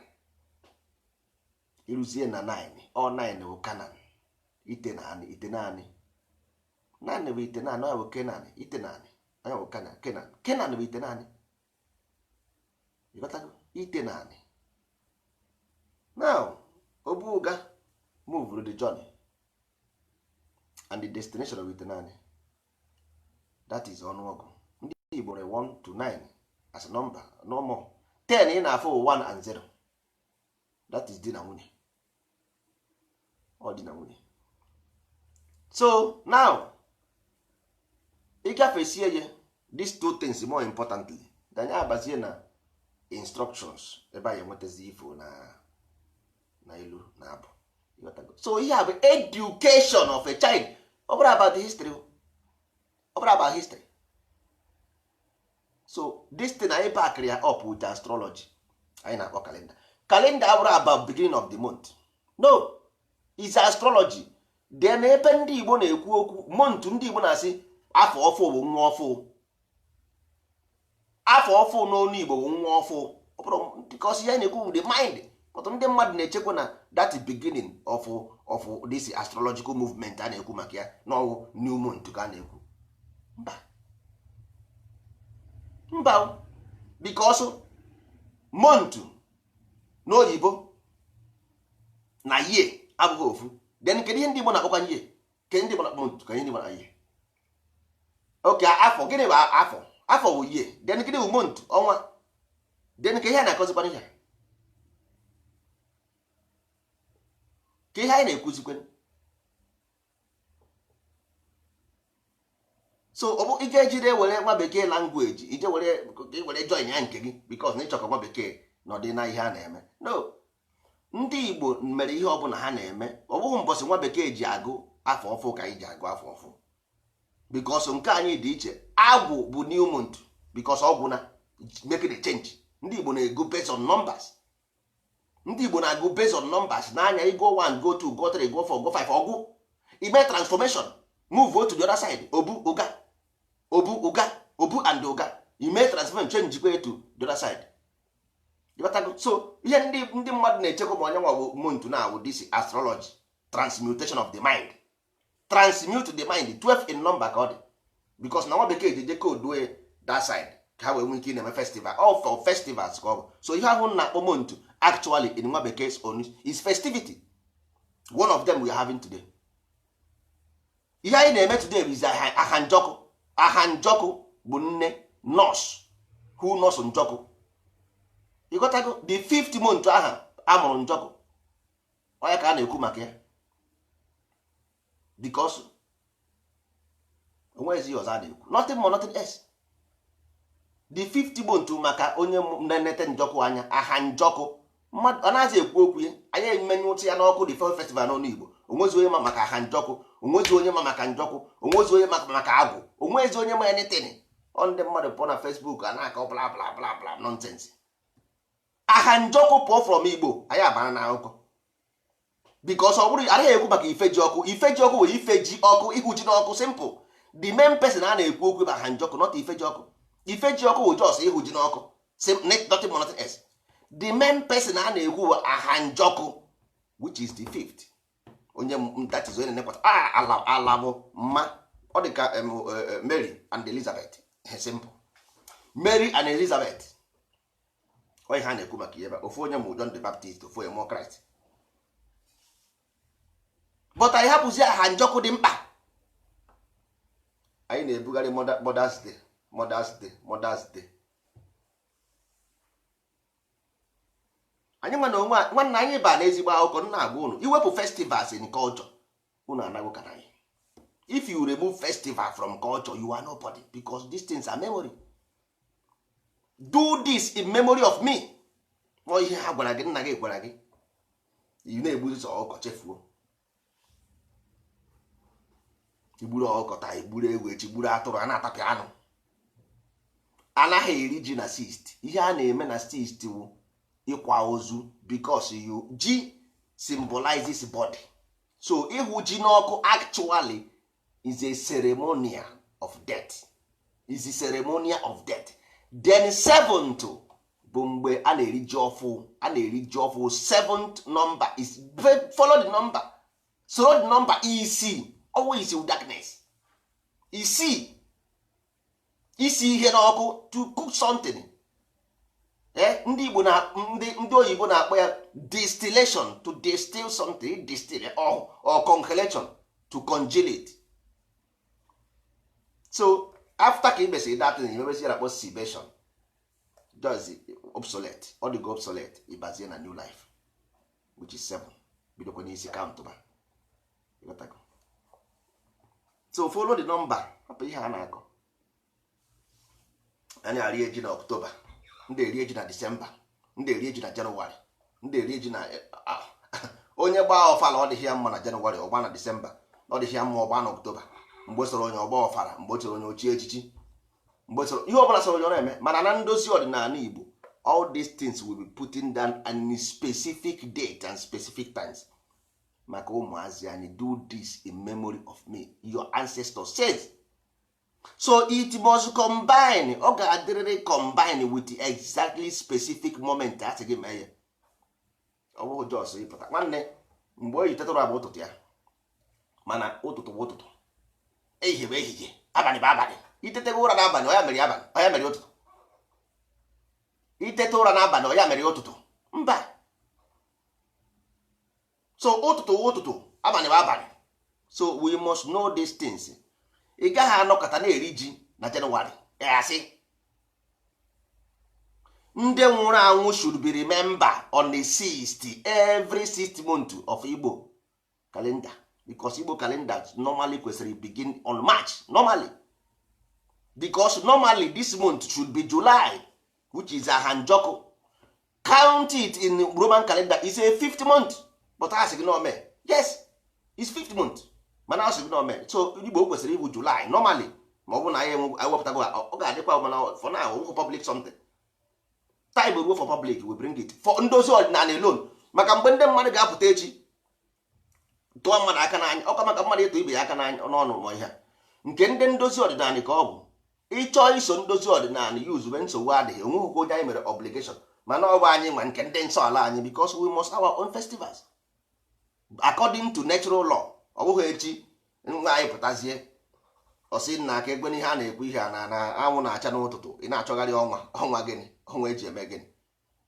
So normally ị kwesịrị follow this thing according to how they are, so that ọ bụghị echi mmadụ pụtazie echi ọsị gị na nwanne ihe ekwuru ebe a nakwa ihe a na-anwezi ka ele gị. Ịghọtara? So ọ dịghị mma like that. So anyị ga-eme ya usoro o kwesịrị isi wee dị mma. True numbers, usoro nọmba na-aga 1 2 3 4 5 6 7 8 9 otu ahụ kwesịrị isi aga. Ọ bụghị onye nọkọta ọkọrọ nọnsensị jewara oje na Google fọrọ beach na Google ọpụtakụ nọnsensị. Google ịma ha onye tinyere di ya.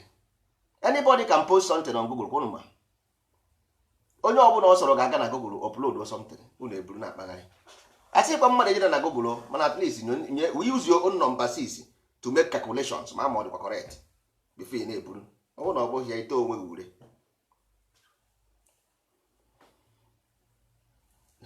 Ịghọtago? So ụmụ ibe, ọ ga-adịrị anyị na mma anyị bụ ndị nsọ ala Igbo. Sọsọ nsọ ala ka anyị na-eme. Ihe ọbụla anyị na-eme n'ụwa bụ nsọ ala. Anyị agaghị eje ebe ọbụla je na-ekwu maka Igbo heritage without nsọ ala, because ikwu ha na ikwuri for me personally ikwuri ebe na-egwu nga aka n'anya. Aga m ajụ gị ka ihe ị na-arụ Igbo heritage and so what, ka ihe na Igbo heritage good and fine, what is your job? Ọ bụghị imepe school bụ isiokwu. Gịnị ka a na-akụzi dị? Gịnị ka a na-akụzi? To teach what? School to teach what? There is a difference between content, concept and ideology. All these things nwere their meanings differently. Ọ bụghị just ihe i chere. Ị nwere ike ichere something no, but ihe anyị chere ọ baịkwara abaị. So anyị nwa na onwe anyị bụ ndị nsọ ala. Then nsọ ala nke anyị bụ ebe ọbụla anyị nwere mgbakọ ndị Igbo heritage, anyị nwa bụ ndị nsọ ala. Ihe anyị nidere Igbo heritage for legal backup like in the western world now. Nwere ndị ga-register this Igbo heritage na western world. So nwere west here, ọ bụ na inwe organization government na support gị ma echi inwe festivals. So because of those things ka anyị nidere Igbo heritage. Ma ọ bụrụ na ọ bụghị ya, ihe anyị nidere nsọ ala, anyị nidere Igbo heritage. You got to go, all because of this legal means. That's why I do need that name Igbo heritage. Normally nsọ ala ka anyị na-eme, because ọ bụrụ na ọ bụ nsọ ala enweghị nke ikpe n'ihe ọzọ mmadụ enyi ihe ta ndụ ya ofu nwanne, because nsọ ala based on doctrine. You got to go, all based on doctrine ka esi azụrụ ụmụazị. Ị na-akọrọ nwatakịrị ihe, nwatakịrị ya enwe akụkọ ya akọrọ ya ka ekwere ọ bụrụ na ọ bụghị ya which memory ka ihe ga-eji wee load the computer. Iburukwe Bible Jizọs asịghị Jizọs asịghị eburukwe tọra ya wechua na-akụzi na ahụ aja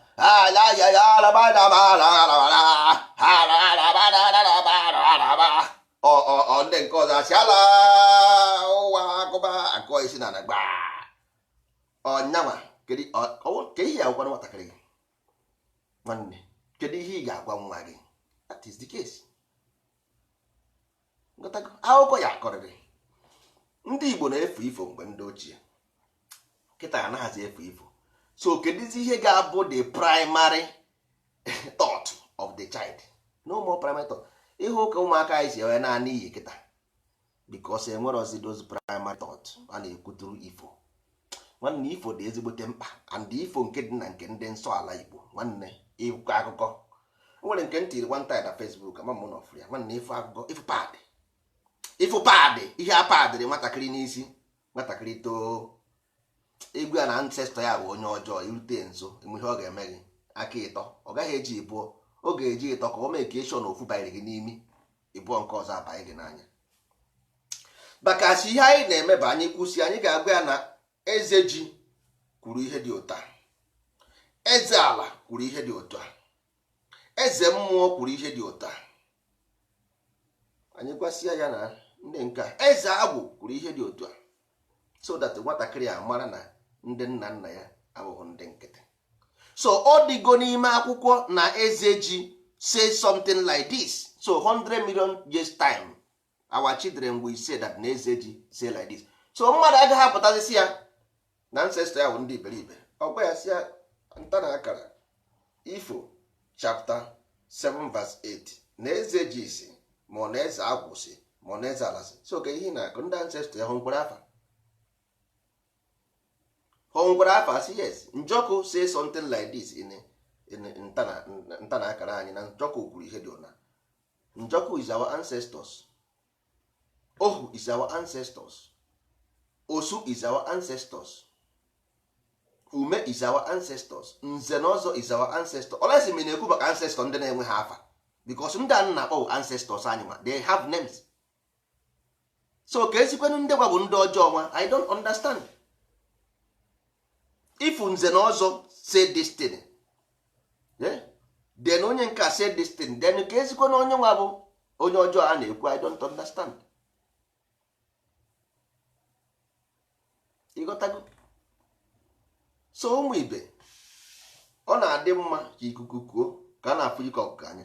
Ọnwụ na ide ha ihe otu a, ha ga-ebo gị ebubo ọjọọ. Ha otu ha si bụ anyị kịta, ọwụhụ na anyị ga-agbachaziri ụnụ ihe nyere anwụ mba, but at least anyị ga-achịgodo ụnụ all these simple ones, common ones. A ga-agwa gị na nekwe ihe nna gị kwuru. O nwekwe mgbe nna gị si gị gburu mmadụ gbuo, mba, nna gị nyere gị ndụmọdụ dị iche iche. Ndị Igbo ma bụ ihe a na-akpọ abụ bụ principle of reading. Ndị Igbo knows it before. Ndị Igbo mana reading bụ abụ, maka nwa bekee tinye n'oyibo reading ọ na-atọ ụtọ, ọ bụ abụ. Ndị Igbo na-akpabụ, ndị Igbo ma bụ ama before all those things dị bụ n'ọnụ Igbo. Ọ ya bụ ume, the same thing bụ ume. Ma ihe mere bụ na ndị kịta na-afụzi oyibo as something superior to Igbo. So ị na-ekwuzi ihe Igbo ha anaghị abịa because ịmagodo program nọ ha n'ime abụghị nke Igbo, ọ program bekee na ndị isi ndị Middle East ya. So ha aghọtaghị ihe a na-akọ, nweghị ihe ha ma ha na-akọ n'Igbo. So Igbo anaghị atọ ha ụtọ because of na ọ bụghị the program na-arụ n'ime ha. Ọ dị ka onye nwatakịrị onye ojii onye ọcha zụ, ịghọtago? Ọwụ na onye ojii azụghị ya, enwe ndị emere adopt, eme ha adopt, onye ọcha zụcha ya, ọ na ya na mmiri ofu onwe ọkpuchie ọkpọfuru, ọ na ya na mmiri nefu anya, ịghọtago? Because yes na because mmanya na mpa ya bụ ndị ọcha, mmanya na mpa ya bụ ndị ọcha. So ọ na-eji oji, ọ na ya na mmiri onefu, ọ naghị ega na mmiri, ọfụ ha mmiri ozo. Ọ ihe ndị be anyị na-emekọta. Onye program na ya n'isi na-arụ ọnụ bekee ọ na ya na mmiri ofu onwe ọdụ ọkụ ọdọọchị ya ozugbo sị gịnị bụ ihe a taa gịnị bụ ihe a ọmụnwa bụ ihe taa. Ọ dị ka mmiri a onye chọọ spray eji echicha mmiri gbaa ya spray clean ego ma mmiri na-emere atịrị mana ọhụ mmiri nwanne ọ nke maka a na-ekwu maka ya, ịghọtago? So ọ ka o si wee dị ihe anyị nwere today virus as in the society, ịghọtara? na virus ka anyị nwere ụmụ ibe, so onweghị ihe, anyị enweghị option. So and the option anyị nwere here bụ nsọ ala Igbo, onweghị ihe ọzọ. Nsọ ala dị dedicated to mind development. Ndị mmadụ a confuse kwana ya with ihe ndị ụka na-eme. Ndị mmadụ should not. Nsọ means to be good, nice, pure, holy and everything nice. So ha ekpekwe njikwenye wee je manyere ndị na-ezu ochi na-agba ama. Ha ejikwenye manyere ndị na-ezu ochi na-agba ama. Ụkwa ha echi anyị pụta na-ekwu maka nsọ ala ha, were anyị na-ama atụ maka ndị ụka ma ndị Juu. Mba. That's why ndị wee make those things mmekiri sị na ntọala anyị dị ise: edemede, ọnụọgụ, ifo, ilu na abụ. Then ndoza na-eso n'azụ. Edemede ọrụ ihe a kpọrọ Genesis, even though not the same thing ka o mediri. Ifo ha yuzuru nke ha in a way nem ga dị trickish. Nwanne iwepụ dictionary, can you tell me what Genesis mean? Wepụgo dictionary, can you define Genesis? Ị gaghị define with Genesis with or English dị ha nke Igbo akọ Hausa ama ha ihe ọ. But n'Igbo asị ide something, to write something. Ede.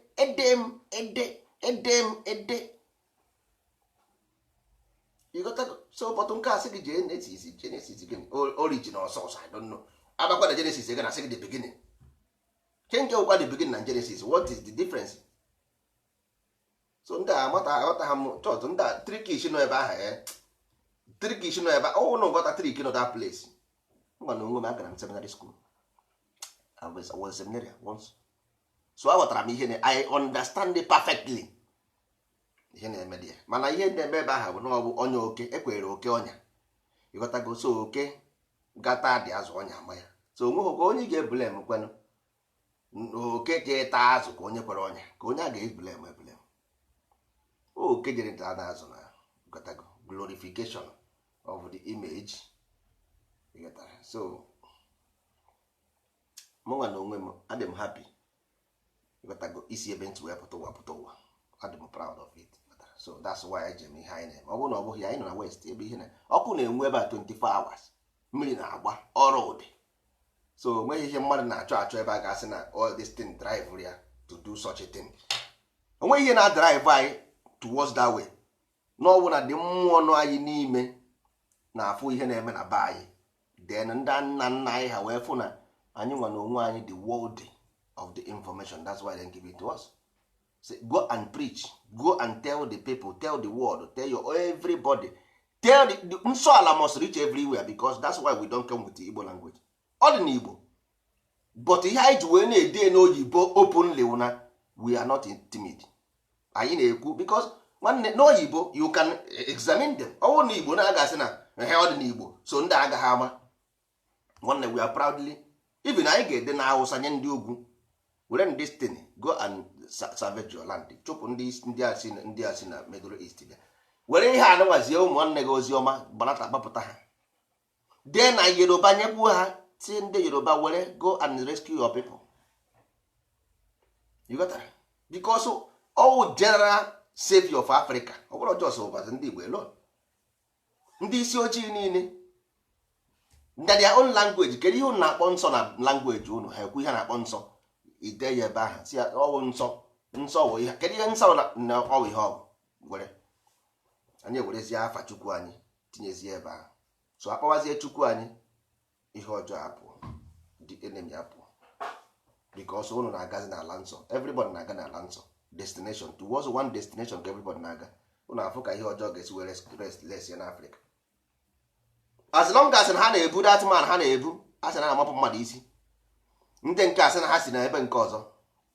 Unu amakwa how enemy Israel na Islam dị. Unu achọ ka unu buru datin ebubata na ya own society. Na ndị isi afụbeghị m na ndị Palestinian na-egbu onwe ha wit ndị okpusi nsi.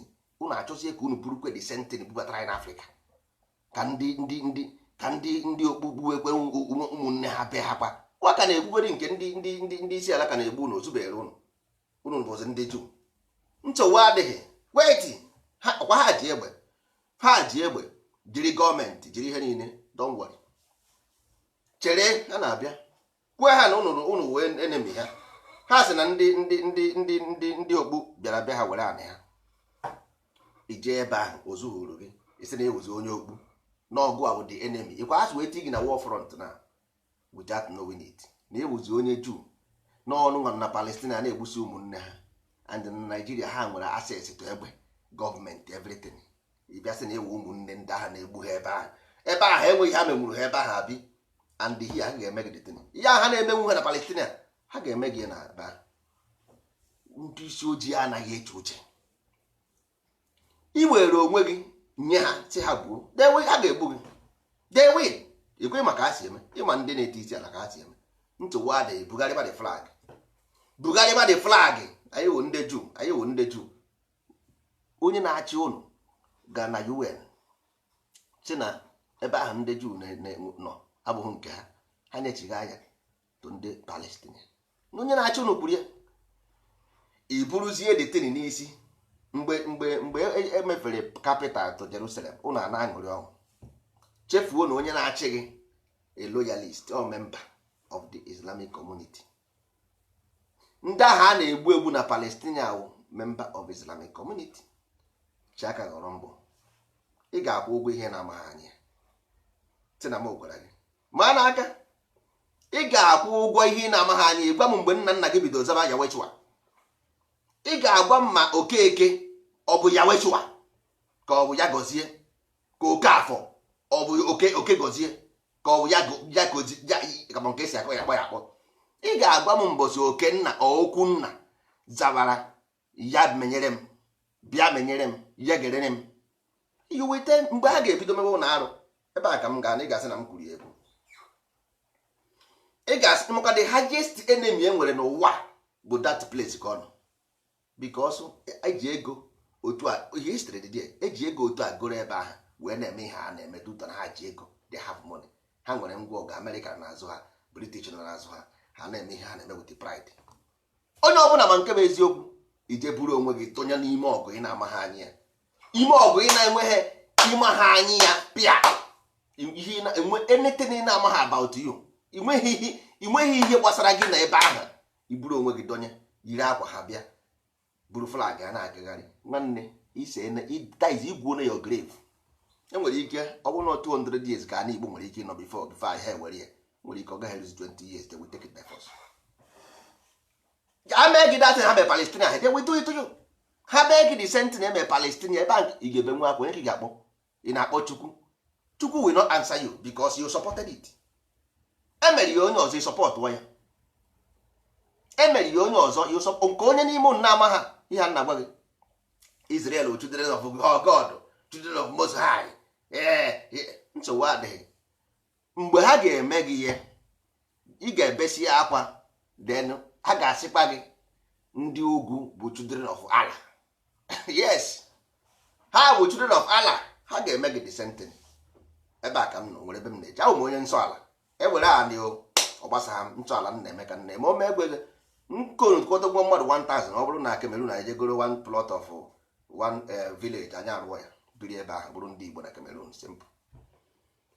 Yes, na Cameroon goro anị ọwụ na Zimbabwe sef anyị eje n'ime ọhịa na Zimbabwe si ha lesi anyị anị helesi anyị anyị arụọ ya biri because ụnụ ka agwara m na agba n'oge I told you na ime this thing you will suffer for it, you will catch ntị ndị a mokyo government the most powerful executive on earth. Government will every nation the government have power.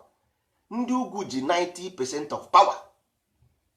A Ghana Islamic nation je yiri efe the enemy of the ndị nọ na ndị agha bịa na be unu si n'ibe ahụ ka isi pụta ụwa igbugo your grave, igbu gị nị gị nna gị nyere gị Igbo kama ị ga-ekwugodo okwu Igbo gị na ndị a na-anụgo dị na-azọ ya isi na isi esi wee bịa, ha ga-ewerezi dị adị ka ihe na-azọkwa na anyị na-enwe ọngị nwere adị isi esi wee bịa na ka ihe na-akụzikwe.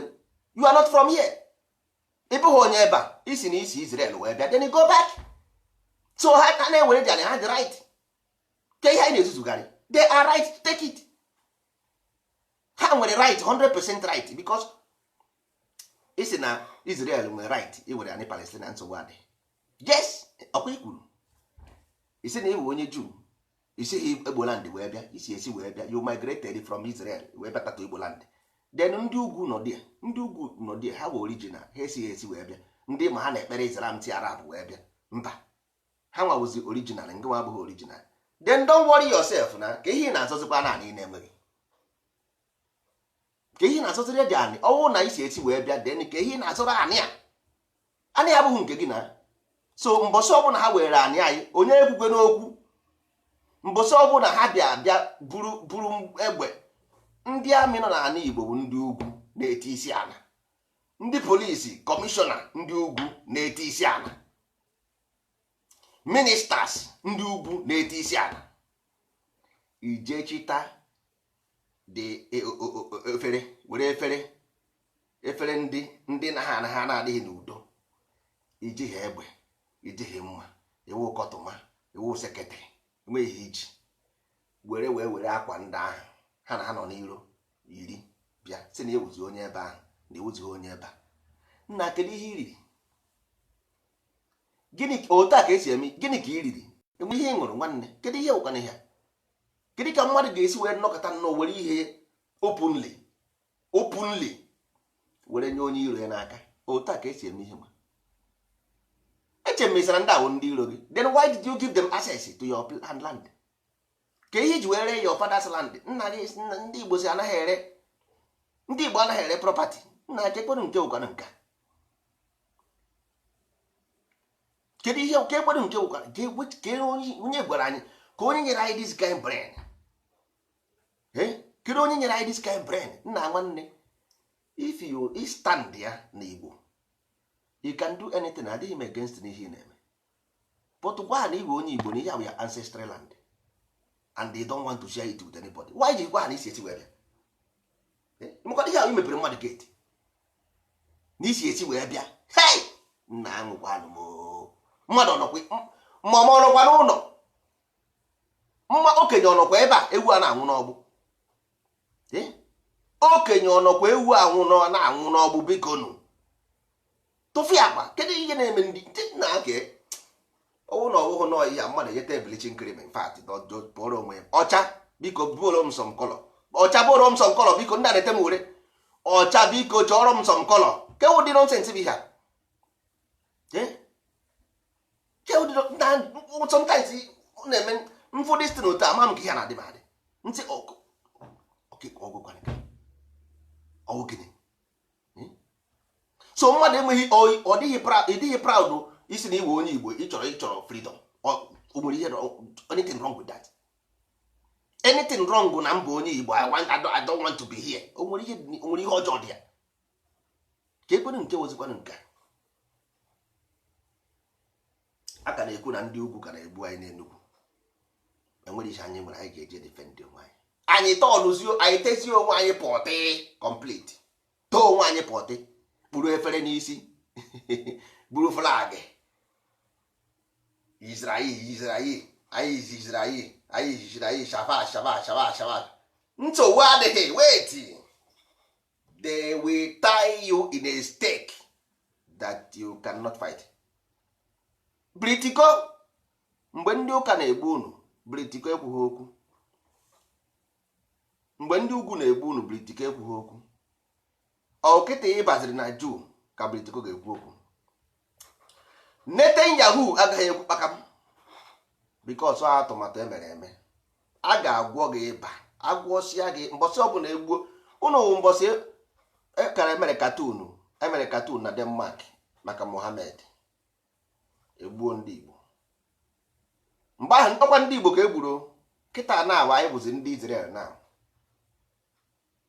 cherezie mbọsị ọbụla ndị ha ga-akpakam na Palestine ndị nọ na Sabongeri akpụchapụ ha ọ ndị nọ n'Enugu Ebonyi steeti wụsọ ndị ugwu na ebe ahụ Afikpo ọnwụ ndị ugwu juru that area Ebonyi steeti niile anago n'aka ndị ugwu go and do your own research ndị ugwu nwe Ebonyi steeti na ndị ugwu ịga Okigwe ugwu nsọ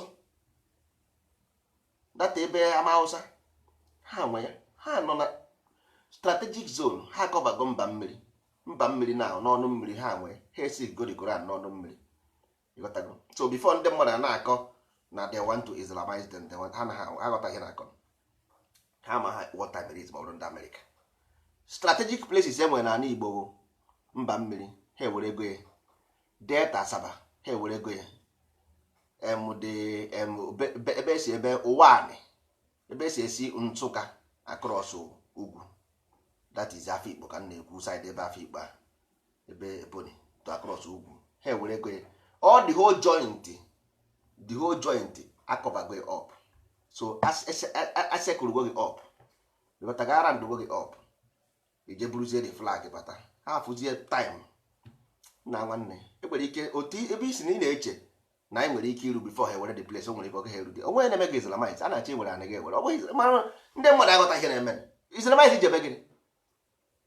Igbo Nigeria bụ member of Islamic nation.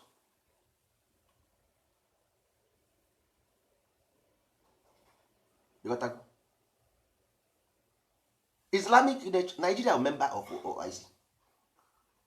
So kedu ihe na-akọzikwa ke Islam of what? Ihe a na-ekwu physical takeover. A na-ekwu okwu Islam gịnị? Ha o since na Nigeria o since Islamic nation. Ke ihe na-akọ? Ọ because na ha gwara gị ebe ha ga-abịa ịgwọ gị ịba soon. Wait. Tinama gwara gị ha ga-agwọ gị ịba soon. Tinama kwuru because inyego ha the access. Proof go because ihe ọ dịka intimidation is like intimidation. You got to go if na somebody na-egbu nwanne ha somewhere, you claim uzie the brother of the onye na-egbu nwanne ha, so it's like you want to feel superior when enweghị ihe iji. Ị chọrọ ifeel superior enweghị ihe iji. They are coming after you. Ha na-abịa watch ya this video, mark ya somewhere, ha gwọsịa gị ịba. Next time if ihe na-agbasa gị ịchara ya. The first instruction of a father to a child bụ ihe ọbụla na-agbasa gị don't tinye ọnụ. Only tinye ọnụ if we are called. Na nwa bekee na western world onye ochi bịa here now, onye ochi nwere ike ịnọ ebe a tụcha ochi na onweghị onye na ebe a ga-emegharị ahụ, ọ ga-akpọ polisi abịa ha ndị azụcha ochi ebe ha na Afrịka ka ị ga-afụ onye na-agbara onwe ya ọsọ etie holam the next person ndị ebe ahụ ozugbo ọgba ya stọd gbasakwa ya na asị holam ọgba ya stọd ozugbo ama ya ọkụ. Onye na-agara onwe ya ogwe ihe o mere nínú holam agba ya ọkụ ozugbo stọd agbara ya, onye ahụ ada naanị atigbuo enwe ya ọkụ nkwe ihe o mere. Nwanne you can oge sọsọ oge ị ga-etinye ọnụ bụ if you were called. Etinye n'ọnụ niile agbasa until you were called. That is the first principle of life. Mba gwagodi m na Nigeria niile about millions of ethnic people, kedu ihe mere ndị Igbo ji si na asị Israel? Ị ga-agwụ that. So ke ihe na-asọsịrị anyị, ị nwere ike ịgwa m nwaanyị iji azọ dị anyị? Gwa m one single reason iji azọ anyị ya isi Israel bịa ka ị na-azọkwa na ama sometimes ntị na ndị be anyị amaghị ihe asị na asị, nkwu na ndị be anyị amaghị ihe asị na nna akparị ihe ọmkparị. Anyị ka na-aya ndị ụka, anyị finish begwe ndị ụka Ebonyi steeti ndị ugwu ewere ego, anyị ka na-aya ndị ugwu ọrụzikwa ndị shabat. Nsogbu adị anyị gbawo ndị nsọ ala Igbo. Ihe anyị bịara ka anyị tọpụta ụmụnna anyị na-agwụ, maka na anyị fụrụ anyị na-afụ ihe ha na-anaghị afụ. Anyị afụgo ihe na-eji ime n'ọdịnihu, because ị gaghị asị m na ọ bụghị eziokwu, because practically eziokwu kwuru na ndị ugwu na ndị okpu nọ n'iro, onwe na-amaghị mba. Ndị ugwu nọ 90% of gọọmenti na Nigeria, ọ bụ asị mba. The whole minister of police na ana Igbo bụ ndị ugwu, ọ bụ asị mba. Military na ana Igbo bụ ndị ugwu, ọ bụ asị mba. So okwu m gbara ka ọnwa nwee contradiction. So na ha ga-egbu anyị in quantum, maka na anyị prove go na anyị kpọrọ ha asị, because ị gaghị join somebody's enemy claim na onye ahụ ga-anọnyere gị iji ejoin ya enemy ọgụ na-abụ na-agara onwe ya gbasara gị ije buru ya n'isi ihe na we proof with evidence onwe na-amaghị ihe m na-ekwu. Anyị celebrate Trump ka Trump mere adopt Jerusalem as Israel capital. We celebrated it. Onye mere anyị ihe? Kedu onye mere anyị ihe biko? Anyị ayachebeghị nke anyị na-aya aya, anyị eburukwa ọzọ tinye n'ime. Ebere m na-emere unu sọsọ ndị ga-asọvive this thing bụ ndị nsọ ala Igbo. Sọsọ ndị kwe na nsọ ala, sọsọ ndị kwe na nsọ ala we survive this calamity na-achọ ịbịa. Calamity na-abịa. This calamity ga-consume all of you. Let me bụ onye nsọ ala, ha ma na aka gị dị ọcha maka na ndị ancestor will save you. Nna gị ga-esave gị because ana bụ obi mmadụ, ana bụ obi. So obi gị dịrị na nsọ ala Igbo, ana aha bụ fundamental right belong to you. Mana ana gị obi gị dị na Israel, so a ga-eforo gị eforo gị ka ji eti gị na katapọtụ gbaa gị ịda na Jerusalem. Ha na-abịa ndị everyday ka a na-recruit Boko for army. Ị naghị anụ ya na a na-recruit Boko 200 Boko join the army, 400 Boko join the army, 500 Boko. Ị naghị anụ ya ọsọmụ nọrọ ya ịnụbeghị ihe na ndị Boko a na-erelease everyday na join army. Kedu ebe ha na-anọ? Ebe ka na-ese ndị ha? Where are they? Ha nọ n'Enugu division 2. Ha nọ n'Enugu, nọdụ n'Owerri, nọdụ n'Ọlụ na kampụ. Ebe ahụ ka ndị Boko ha nọgasị wite egbe ezigbote ngwa ọgụ kara aka M16, ezigbote ngwa ọgụ kara aka ka ha bụcha ndị Boko. Ndị Boko nwere ebe a na-arụ ngwa ọgụ na forest. Ndị awụ ndị tren go specials na Turkey, Pakistan na all those places ka a ga tren cha ha nwanne you are in fact ị na-aga ụka na ihe iwuzi na zombi na-akpagharị zombi iwu jos nnọọ. Ị na jos na-erugharị ka kpakpando n'ọzara, kpakpando na-erugharị n'ọzara. Ọ ihe nwere ihe kpakpando na-erugharị n'ọzara. So only what we have is our soul, our spirit and our body, and if only we can donate a tiny part of this body to nsọ ala, then only then ka anyị nwere ike, anyị aha nwere ike imetụrụ anyị nwa obere ebere, gbara anyị ama ihe ndị a na-achọ ime anyị wee nwee ike iri vote ya. Mana ijekwe kpuru okpu efere n'isi arụ eme ikpuru efere n'isi mba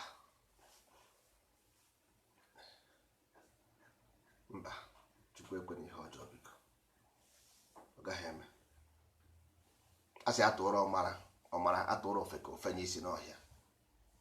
Ekwusigo m nwere ihe ọzọ nwere ikwu. Anyị nwabụ ndị nsọ ala Igbo, anyị nwabụ ndị Igbo, nweghị ebe anyị na-eje. Anyị anaghị agba ọsọ. Ndị ugwu na-abịa ha bịa, ha na-egbu anyị, ha gbuo anyị. Onye ọbụla anyị fọrọ anyị anụba ha dị ọgụ, nwere ihe ọzọ. Mmadụ a ga-agbara anyị na ọzọ. Ha na-egbu anyị, ha gbuo anyị. Ọgwụkwa nna ndị fọrọ afọ anụwa ọgụ, mana gwara nnọkọta sizie na ntị Finland maka ọsọ maka gịnị? Ọ bụrụ na enweghị onye chọrọ inyere anyị aka, ha enyere na anyị. Ọ bụrụ na enweghị onye ọbụla chọrọ inyere anyị aka, hapụ anyị ka anyị nwụọ. Don't come. Enweghị onye ọbụla abịara ka anyị nwụọ dị ụkwa nke nnọkọta nchenji identity because na nna achọ fevọ rụkwa ọgwụọle. So ụmụ Igbo biko, anyị ga-eweta okwu anyị n'isi njedebe. Anyị nwabụ ndị nsọ ala Igbo. Ọka agha obi ịbata n'ihe a na-eme. Anyị nọ na Telegram group ndozi ọdịnala Igbo. Anyị nwere protocol. You have to rule. You must abide by the protocol to be member. Ọwụkwa na ọ bụghị ya don't come. Abịakwana. Ị ga-akwa eso protocol abịakwana. Ọwụkwa iru echi isi na okwu ihe kwu ka na-eme. If you don't want the protocol, don't come. Because anyị nwere way of life. Enwe ihe like na na-eme. Ikwu otu na protocol say protocol says this. So ọwụ na oruhu, ọwụ na eziokwu na protocol kwurie, then we caution. Ọwụ na protocol ekwughie, you violate. So biko, ọwụ na ị chọrọ iso anyị n'ihe anyị na-eme bụrụ ndị nsọ ala Igbo. Anyị chọrọ ime Igbo culture based on nsọ ala. not Igbo culture based on Jew, Igbo culture based on Islam, Igbo culture based on Christian. Mba, anyị nwa na onwe anyị chose na anyị chọrọ ime Igbo culture based on nsọ ala Igbo. Biko, that is what we have. So nothing more, nothing less. Nothing more, nothing less. So that is the case. Ọhụ nke anyị bụ ndị Igbo, Igbo Christians, anyị bụ ndị Igbo Jew, anyị bụ ndị Igbo Islam. Mba, ị nwere right ịtụ Igbo nke ọbụla ị chọrọ, mana anyị nwa na onwe anyị chuzuru ịwụ ndị Igbo nke ndị nsọ ala Igbo, the Levite, nke ndị the holy of the holies, nke ndị Igbo, the seed of ndị Igbo. Ọ bụ ihe anyị belong to. Anyị achọghị not religion, no, not foreign culture, no. Nke ndị Igbo n'ime akwụkwọ nsọ ala Igbo nta na akara anyị, you can never see one single foreign interpretation. Ntọala bụ Igbo, iwu ala bụ Igbo, nsọ ala bụ Igbo, ọdịnala bụ Igbo, omenala bụ Igbo. So finish, game agwụgo. So if this thing abụghị n'oyibo nọ n'Igbo, that is the philosophy of ihe anyị na-eme, period. Nwezi ihe ọzọ anyị chọọ anyị dee n'English mana Hausa mana Yoruba mana TV mana ịjọ ịghọtara. So anyị kwere kwesie ike na ọnwụ na ị chọrọ ịpụrụ ndụ, bịa ka anyị mee gị baptizim ka ị soro n'ihe a na-eme, mana enwere rules and regulations which is a na-akpọ ndozi ọdịnala protocol. Nekwe, not about me, not about one, not about this, but about the organization, so that ka anyị nwee ebe anyị na-eje ala nsọ. Our destination of ala nsọ, anyị nwawo ndị nsọ ala. So ụmụ ibe ya dịrị unu na mma na batrị m etipịana.